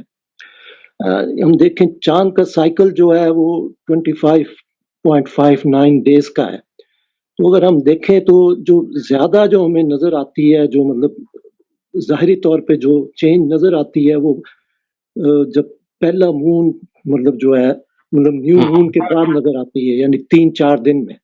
تو اس سے اگر اس کو دلیل کے طور پہ استعمال کریں تو ہم اس کو کیسے کہیں گے کہ یہ چند مطلب 10 راتوں کا اس سے تعلق ہے، حالانکہ تعلق صرف وہ مطلب اگر آپ دیکھیں ظاہری طور پہ تو 3-4 راتوں کا ہے، مطلب جو سگنیفیکنٹ چینج نظر آتی ہے. وہ لیکن باقی جو نان سگنیفیکنٹ ہیں وہ کنٹریبیوٹ اسی کو کر رہے ہیں نا. یعنی کہ چاند کا جو رائزنگ اور سیٹنگ ہے وہ انہی 10 راتوں کے اندر آپ کو نظر آئے گی. کچھ راتیں وہ ہیں کہ جہاں پہ وہ بہت نمایاں ہو جاتی ہے, سگنیفیکنٹ ہو جاتی ہے اور چمکنا شروع کر دیتا ہے, اور کچھ وہ ہیں کہ جس میں آپ کو وہ پرومیننس نظر نہیں آئے گی, لیکن بہرحال وہ ٹائم تو گزر رہا ہے نا, جس کے نتیجے میں یا وہ چمک پیدا ہو رہی ہے یا وہ چمک لوز کر رہا ہے. تو آپ جو چاند کی جو سائیکل ہے اس کو بھی اگر آپ دیکھتے ہیں نا, جس کو ہم waxing and waning of the moon کہتے ہیں, تو اگر آپ جو رافیہ کی اصطلاحوں سے واقف ہوں تو یہ جو ویکسنگ اور ویننگ ہے, اس کو عروج و مہات بھی کہتے ہیں, یہ بنیادی طور پہ یہ اصل میں یہ سفر ہے جو 10 دنوں میں تقسیم ہوا ہوا ہے. یعنی 10 دن ہیں کہ جو اس کو ایک خاص سمت میں لے کے جاتے ہیں, پھر وہی 10 دن ہیں جس کے نتیجے میں وہ ایک اور سمت میں ٹریول کرنا شروع کر دیتا ہے. تو یہ اعتباری طور پہ اصل میں استدلال کیا جا رہا ہے. یہاں پہ سائنس زیر بحث نہیں ہے. دیکھیں سائنس کا اللہ تعالیٰ سائنٹیفک فینومینا کو تو زیر بحث لے آتے ہیں. عرب تو اس طرح کے سائنسدان نہیں تھے جن کو یہ بتایا جاتا, وہ اس سے واقف تھے کہ جب چاند کی رات ہوتی ہے اور جب 10 راتوں میں جو فرق آتا ہے, وہ اصل میں یہ بتا رہا ہوتا ہے کہ اللہ تعالیٰ کے ہاں جو تدریج ہے وہ بہرحال نمایاں ہو جاتی ہے. یہاں پہ تدریج کا نمایاں ہونا ہے جو چاند کی ان 10 راتوں کی طرف اشارہ کر رہا ہے. تو اس وجہ سے اگر آپ اس پہلو سے آپ دیکھیں گے تو آپ کو نظر آئے گا کہ ان 10 راتوں کے اندر جو چاند کا جو نمایاں ہونا ہے اور پھر غیر نمایاں ہونا ہے, یہ ان 10 نائٹس کے اندر, یعنی جو 30 نائٹس ہیں اس میں 10 کے 3 اشرے ہیں, ان میں ڈیوائیڈڈ ہے. آپ اپنا سوال کیجیے. السلام علیکم ڈاکٹر صاحب. جی وعلیکم السلام. سر آپ نے یہ جو کہا کہ یوم النہر میں جو ہے وہ اگر آپ مغرب تک بھی وہاں پہنچ جائیں یا اس کے بعد بھی پہنچ جائیں تو وہ رات جو ہے وہ شمار نہیں کی جائے گی. نہیں, یوم العرفات نہر نہیں, یہ تو یوم یہ, اور یہ میں نے نہیں کہا, یہ تو اصل میں مفسرین کی ایک گروہ یہ بتا رہا ہے کہ وہ نبی صلی اللہ علیہ وسلم نے مغرب کی نماز کے بعد بھی وقوف عرفات کو سلیکٹ کیا. اس کا مطلب ہے کہ عرفہ کا دن مغرب کے بعد بھی کنٹینیو کر رہا تھا. تو اگر کنٹینیو کر رہا تھا تو انہوں نے استدلال یہ کیا کہ دیکھیے کہ اس کا مطلب ہے کہ اگلی رات شروع ہی نہیں ہوئی, اگلا دن ہی شروع ہوا جو یوم النہر کا. ڈاکٹر صاحب مجھے یہ بات نہیں سمجھ میں آ رہی, کیونکہ اس کے بعد تو پھر واپس آنا پڑتا ہے, یعنی جیسے ہی مغرب ہو جاتی ہے اس کے بعد تو واپس آنا پڑتا ہے. تو یہ کہتے ہیں کہ ہم تو اس کو استدلال کی طرح پیش ہی نہیں کر رہے ہیں, یہ تو ایک کمزور بات ہے جو پیش کی جاتی ہے. ہاں, یہ تو بہت ہی کمزور بات ہے, مجھے یہی بات نہیں سمجھ میں آ رہی ہے. اچھا اچھا, جی thank you doctor. Doctor Shahzad میرے پاس چند ریٹن سوالات ہیں. ایک سوال جو پوچھا گیا ہے وہ یہ ہے کہ کیا یہ کہنا درست ہے کہ جب انسان کی موت واقعہ ہو جائے تو اس کی قیامت یا ججمنٹ اسی وقت شروع ہو جاتی ہے؟ نہیں, قیامت تو نہیں شروع, اس کا مراد اگر آپ یہ لیں گے کہ آپ اس کے اور اس کے جاگنے کے ٹائم میں بس اتنا ہی ٹائم باقی, یہی چیز باقی ہے کہ اب وہ ادھر اس نے آنکھ بند کی ادھر اپنی آنکھ کھولے گا, تو اس لحاظ سے تو آپ یہ کہہ سکتے ہیں. لیکن اس کی جو حساب کتاب کا معاملہ ہے وہ تو ظاہر ہے کہ جب وہ جاگے گا اس کو جسم دیا جائے گا اور اس جسم کے ساتھ اس کا حساب کتاب ہوگا, وہ اس وقت ہوگا. یعنی جو ہمیں بتایا گیا ہے وہ یہ ہے کہ دنیا میں 2 کیٹیگریز لوگوں کی. ایک کیٹیگری وہ ہے کہ جن کا دنیا میں حساب ہو جاتا ہے, جو انبیاء علیہ السلام کے جو اولین مخاطب ہوتے ہیں, جو ان کے سامنے ہوتے ہیں, ان کا دنیا میں حساب ہو جاتا ہے. تو ان کے ساتھ تو ایسا ہی ہوتا ہے کہ دنیا میں جب ان کا حساب ہو جاتا ہے تو دنیا میں ان کو جزا و سزا بھی دی جاتی ہے. یہی جزا و سزا پھر برزخ کی زندگی میں کنٹینیو رہتی ہے اور وہی پھر آخرت میں کنٹینیو رہے گی. یہ ایک کیٹیگری کے لوگ ہیں. دوسری کیٹیگری وہ لوگ ہیں کہ جن کا دنیا میں حساب نہیں ہوتا, اور یہ وہ لوگ ہوتے ہیں کہ جو انبیاء علیہ السلام کی زندگی میں نہیں ہوتے بلکہ پوسٹ پروفیٹک پیریڈ میں, جیسے کہ ہم لوگ ہیں. تو اس پوسٹ پروفیٹک پیریڈ کے جو لوگ ہیں ان کو ایک نیند کی کیفیت طاری کر دی جاتی ہے, وہ سو جاتے ہیں اس کے اندر, اور جب وہ سو جاتے ہیں اس کے بعد ان کو جسم دیا جاتا ہے. جسم دینے کے بعد جب قیامت آئے گی تو ان کو اٹھایا جائے گا, پھر ان کا حساب کتاب ہوگا اور پھر جزا و سزا ہوگا. تو یہ 2 الگ الگ کیٹیگریز ہیں. جی ٹھیک. غوثیہ خان آپ مائک انمیوٹ کر لیجیے اور سوال کیجیے. السلام علیکم سر. سر میرا جو آپ کا ٹاپک ہے اس کو تو میں ابھی پڑھ کے اور اچھے سے سمجھوں گی, جو میرے اشکال ہے میں بعد میں سوال کر سکوں گی پھر کبھی. لیکن میرا ایک سوال اور تھوڑا سا ہے جو میں جاننا چاہ رہی تھی کہ اکثر غلط فہمی احادیث کی وجہ سے ہوتی ہے, جہاں پہ بھی یہ قرآن مجید میں آ رہی ہیں. ہم حدیث کو مانتے کیوں ہیں؟ میں نے ایک اور چیز بھی وضاحت کر دوں کہ اکثر میرا جو ہے اس پہ میڈیا پہ کافی ٹائم گزرتا ہے, تو بہت سارے لوگ اب بالکل ہی کہتے ہیں کہ حدیث کو مانیں گے ہی نہیں. اس پہ گروپ بنائے ہوئے ہیں اور باتیں ہوتی ہیں, میں بھی بہت سارے گروپ میں ایڈ ہوں. اور کچھ لوگ ہیں وہ بالکل ہی حدیث کو نہیں ماننا چاہتے, اور کچھ لوگ حدیث کو ہی کی روشنی میں قرآن سمجھنا چاہتے. تو ہم حدیث کو مانیں کیوں جبکہ قرآن تو ہدایت کا منبع ہے؟ تو اس پہ تھوڑا سا پلیز وضاحت کریں مجھے. حدیث کو ماننے کی جو بہت بڑی ضرورت ہے یا بہت بڑا جس کا پہلو ہے وہ یہ ہے کہ نبی صلی اللہ علیہ وسلم کا علم ہے. اب صرف مسئلہ یہ ہے کہ وہ علم کی تحقیق کرنی چاہیے کہ ہم تک صحیح طرح سے پہنچا یا نہیں پہنچا. اگر نبی صلی اللہ علیہ وسلم کے جو اجتہادات ہیں، ان کی جو آراء ہیں، ان کی جو استنباطات ہیں، وہ ایک ایسے ہی ہیں کہ جیسے ایک بہت بڑے عالم کے، غیر معمولی عالم کے اجتہادات ہیں. تو اگر وہ آپ کے سامنے ہوتے ہیں تو کسی چیز کو سمجھنے میں بڑی آسانی پیدا ہو جاتی ہے. لیکن چونکہ اس علم کے اندر بہت سارا اختلاط پیدا ہو گیا ہے، لوگوں کی جو یوں سمجھ لیجئے کہ اپنی آراء اس میں شامل ہو گئی ہیں، بعض پہ نافہمی پیدا ہو گئی ہے، تو اس وجہ سے اس کو ہم انویسٹیگیٹ کریں گے اور دیکھیں گے کہ بھئی یہ بات جو نبی صلی اللہ علیہ وسلم سے منسوب کی جا رہی ہے درست ہے یا نہیں ہے. بہت ساری باتیں ایسی ہیں جو بالکل درست ہیں اور آپ کو وہ علم کا خزانہ فراہم کرتی ہیں. آپ نبی صلی اللہ علیہ وسلم کی بات سن کے حیران رہ جاتے ہیں کہ کس طرح سے انہوں نے باریک طریقے سے بعض اجتہادات کیے ہیں، بعض معاملات کو سالو کیا ہے. تو یہ تو ایک بے مثال علم ہے. مسئلہ صرف یہ ہے کہ چونکہ وہ علم ایسا نہیں ہے کہ جس کے بارے میں ہم رلائے کر سکیں کہ وہ ٹھیک منتقل ہوا ہے. تو اس کے لیے پھر محدثین نے معیارات بنا دی ہیں کہ ہم ان معیارات میں پرکھیں گے کہ یہ بات جو ایک راوی بیان کر رہا ہے یہ واقعی نبی صلی اللہ علیہ وسلم کی بات ہے بھی ہے کہ نہیں ہے. تو اس وجہ سے اس میں تو کوئی شک نہیں ہے کہ وہ ایک بہت ہی قیمتی چیز ہے. لیکن اس قیمتی چیز ہونے کے نتیجے میں کیونکہ بعض لوگوں نے نافہمی کا ثبوت دیا روایات کو، بلکہ اس حد تک چلے گئے لوگ کہ روایات گھڑنی شروع کر دی. روایات کو انہوں نے تصنیف کیا اور بتایا کہ بھئی ہم فضائل کی روایتیں اس لیے گھڑ رہے ہیں تاکہ لوگ جو ہیں وہ دین کے اچھے پہلوؤں کی طرف آئیں. تو یہ تو اس کا ایک غلط استعمال ہے، ورنہ اس کے جو مثبت پہلو ہیں وہ بے پناہ ہیں. اور پھر ہمیں خود قرآن مجید سے بھی یہ بات معلوم ہوتی ہے کہ نبی صلی اللہ علیہ وسلم کی کے بارے میں اگر آپ کو کوئی رائے ان کی پتہ چل جائے، اور وہ رائے اگر دنیاوی معاملات کے لحاظ سے بھی ہو کہ انہوں نے فیصلہ کر دیا ہے، وہ ہے نا آیت کہ فلا وربک لا یؤمنون حتی یحکموک فیما شجر بینہم. یعنی آپ ہرگز مومن نہیں ہو سکتے کہ اگر آپ کوئی قضیہ نبی صلی اللہ علیہ وسلم چکائیں آپ کے درمیان اور آپ اس فیصلے کو دل کی تنگی کے ساتھ مانیں. تو یہ تو عام دنیاوی معاملات کے ساتھ یہ ہے. اگر وہ دین کے پہلو سے کوئی آپ کو بات کہہ دیتے ہیں، وہ بات جو ہے وہ صحیح طریقے سے آپ تک منتقل ہوئی ہے اور اس کی جو سند بھی اور اس کی جو کنٹینٹ بھی ہے وہ بالکل قرآن کے مطابق ہے، تو پھر تو اس کو نہ ماننا جو ہے وہ آپ کو ایمان سے خارج کر سکتا ہے. بہت شکریہ، جزاک اللہ سر. سر مجھے ایک تھوڑی سی یہ بھی چیز میں بتا دوں کہ موسٹلی ایسے لوگ ہیں جو حدیث کو نہیں ماننا چاہ رہے. وہ انہوں نے مطلب گاندھی صاحب کو بہت سنا ہوا ہے، بہت نہیں. میں نے جب شروع میں سنا تھا تو میں نے جب ایک ویڈیو میں سنا کہ انہوں نے کہا ہے کہ یہ حدیث گھڑی ہوئی ہے یا مطلب یہ موضوع نہیں ہے یا ضعیف ہے، تو وہاں کہیں نہ کہیں وہ کنسیپٹ میرے ذہن میں بھی آ گیا تھا کہ حدیث کو نہیں ماننا. لیکن جب اب میں کنٹینیوسلی سن رہی ہوں 2 سال سے تو اندازہ ہوا ہے کہ کیا مقصد تھا بات کرنے کا ان کا، اور ایک مخصوص طریقے میں کی گئی تھی. اس وجہ سے بھی بہت سارے لوگ ہیں، میں نے ان سے بات کی ہے نا تو وہ یہی کہتے ہیں کہ حدیث ہے ہی نہیں ایسی کہ ماننی چاہیے. گاندھی صاحب کی وجہ سے، کسی ایسی ویڈیو کی وجہ سے بھی یہ مسکنسیپٹ جا رہا ہے. دیکھیں وہ کانسیپٹ کو درست کرنا چاہیے نا. اصل میں تو دیکھنا چاہیے کہ بات اصل کیا ہے، اور غلط فہمیاں تو پیدا ہو ہی جاتی ہیں. صحیح، ٹھیک، بہت شکریہ. آگے بڑھتے ہیں. عدیل آپ اپنا سوال کیجیے.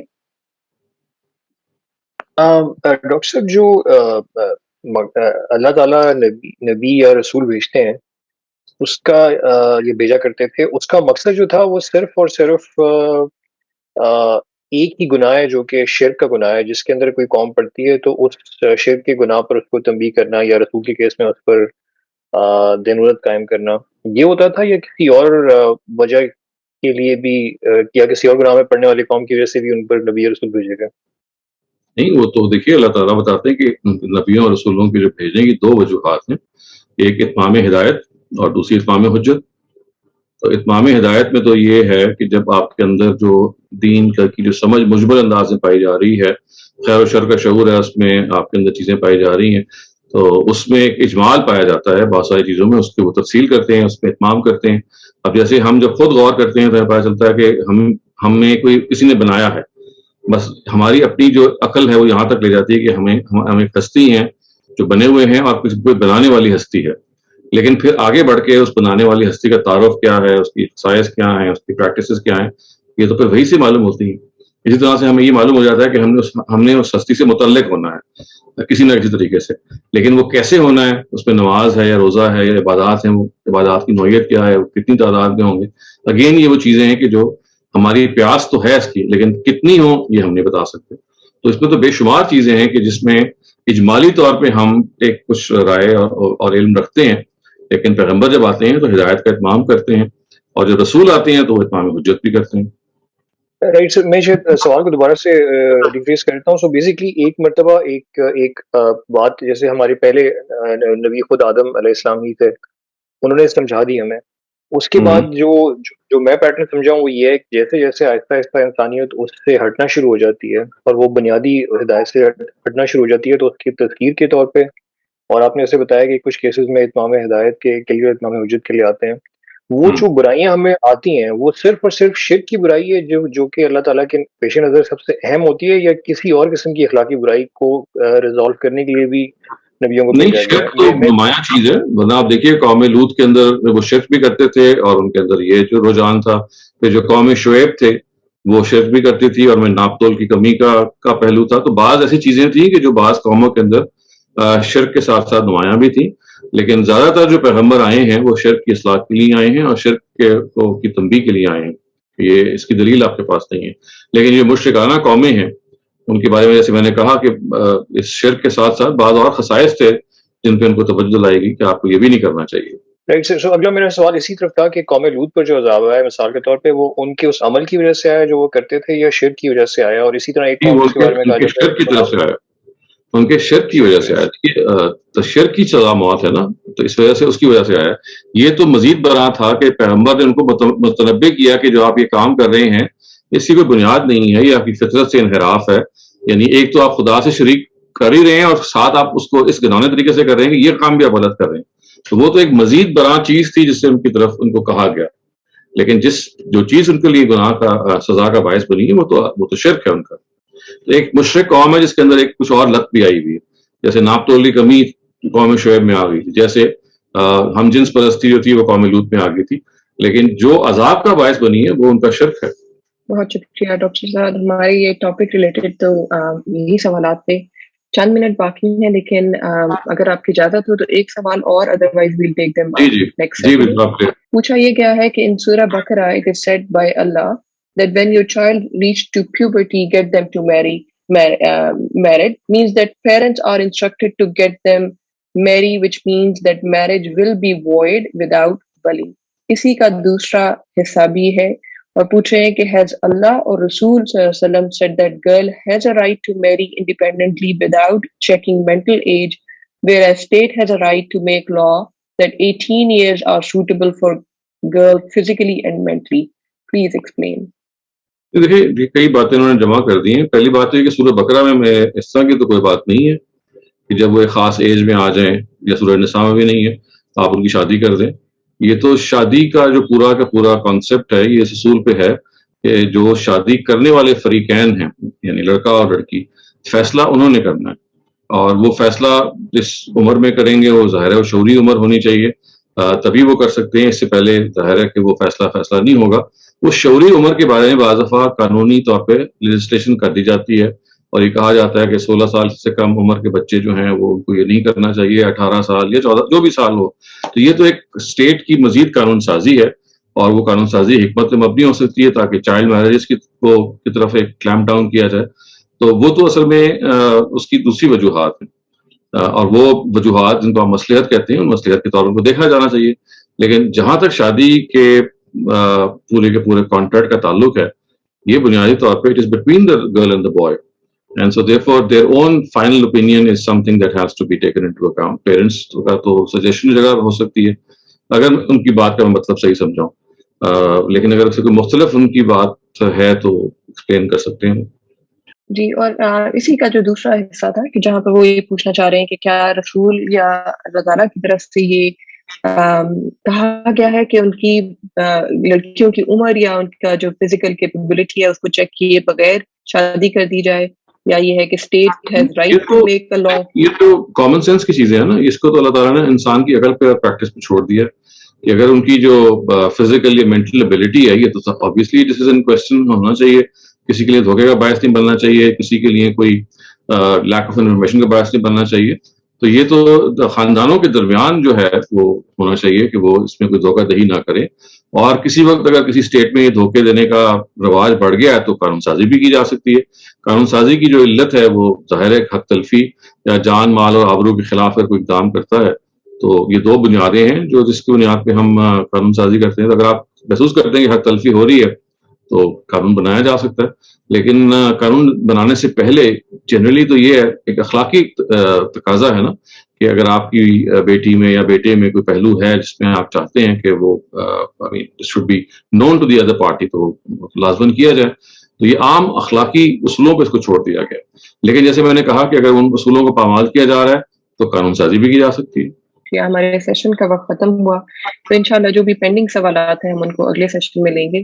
تو بہت بہت شکریہ ڈاکٹر شداد آپ کے وقت کا, آپ کی کاوشوں کا, اور تمام پارٹیسپینٹس کا to join us in the session. So we'll see you next, inshallah, next Saturday with another topic. جی انشاءاللہ.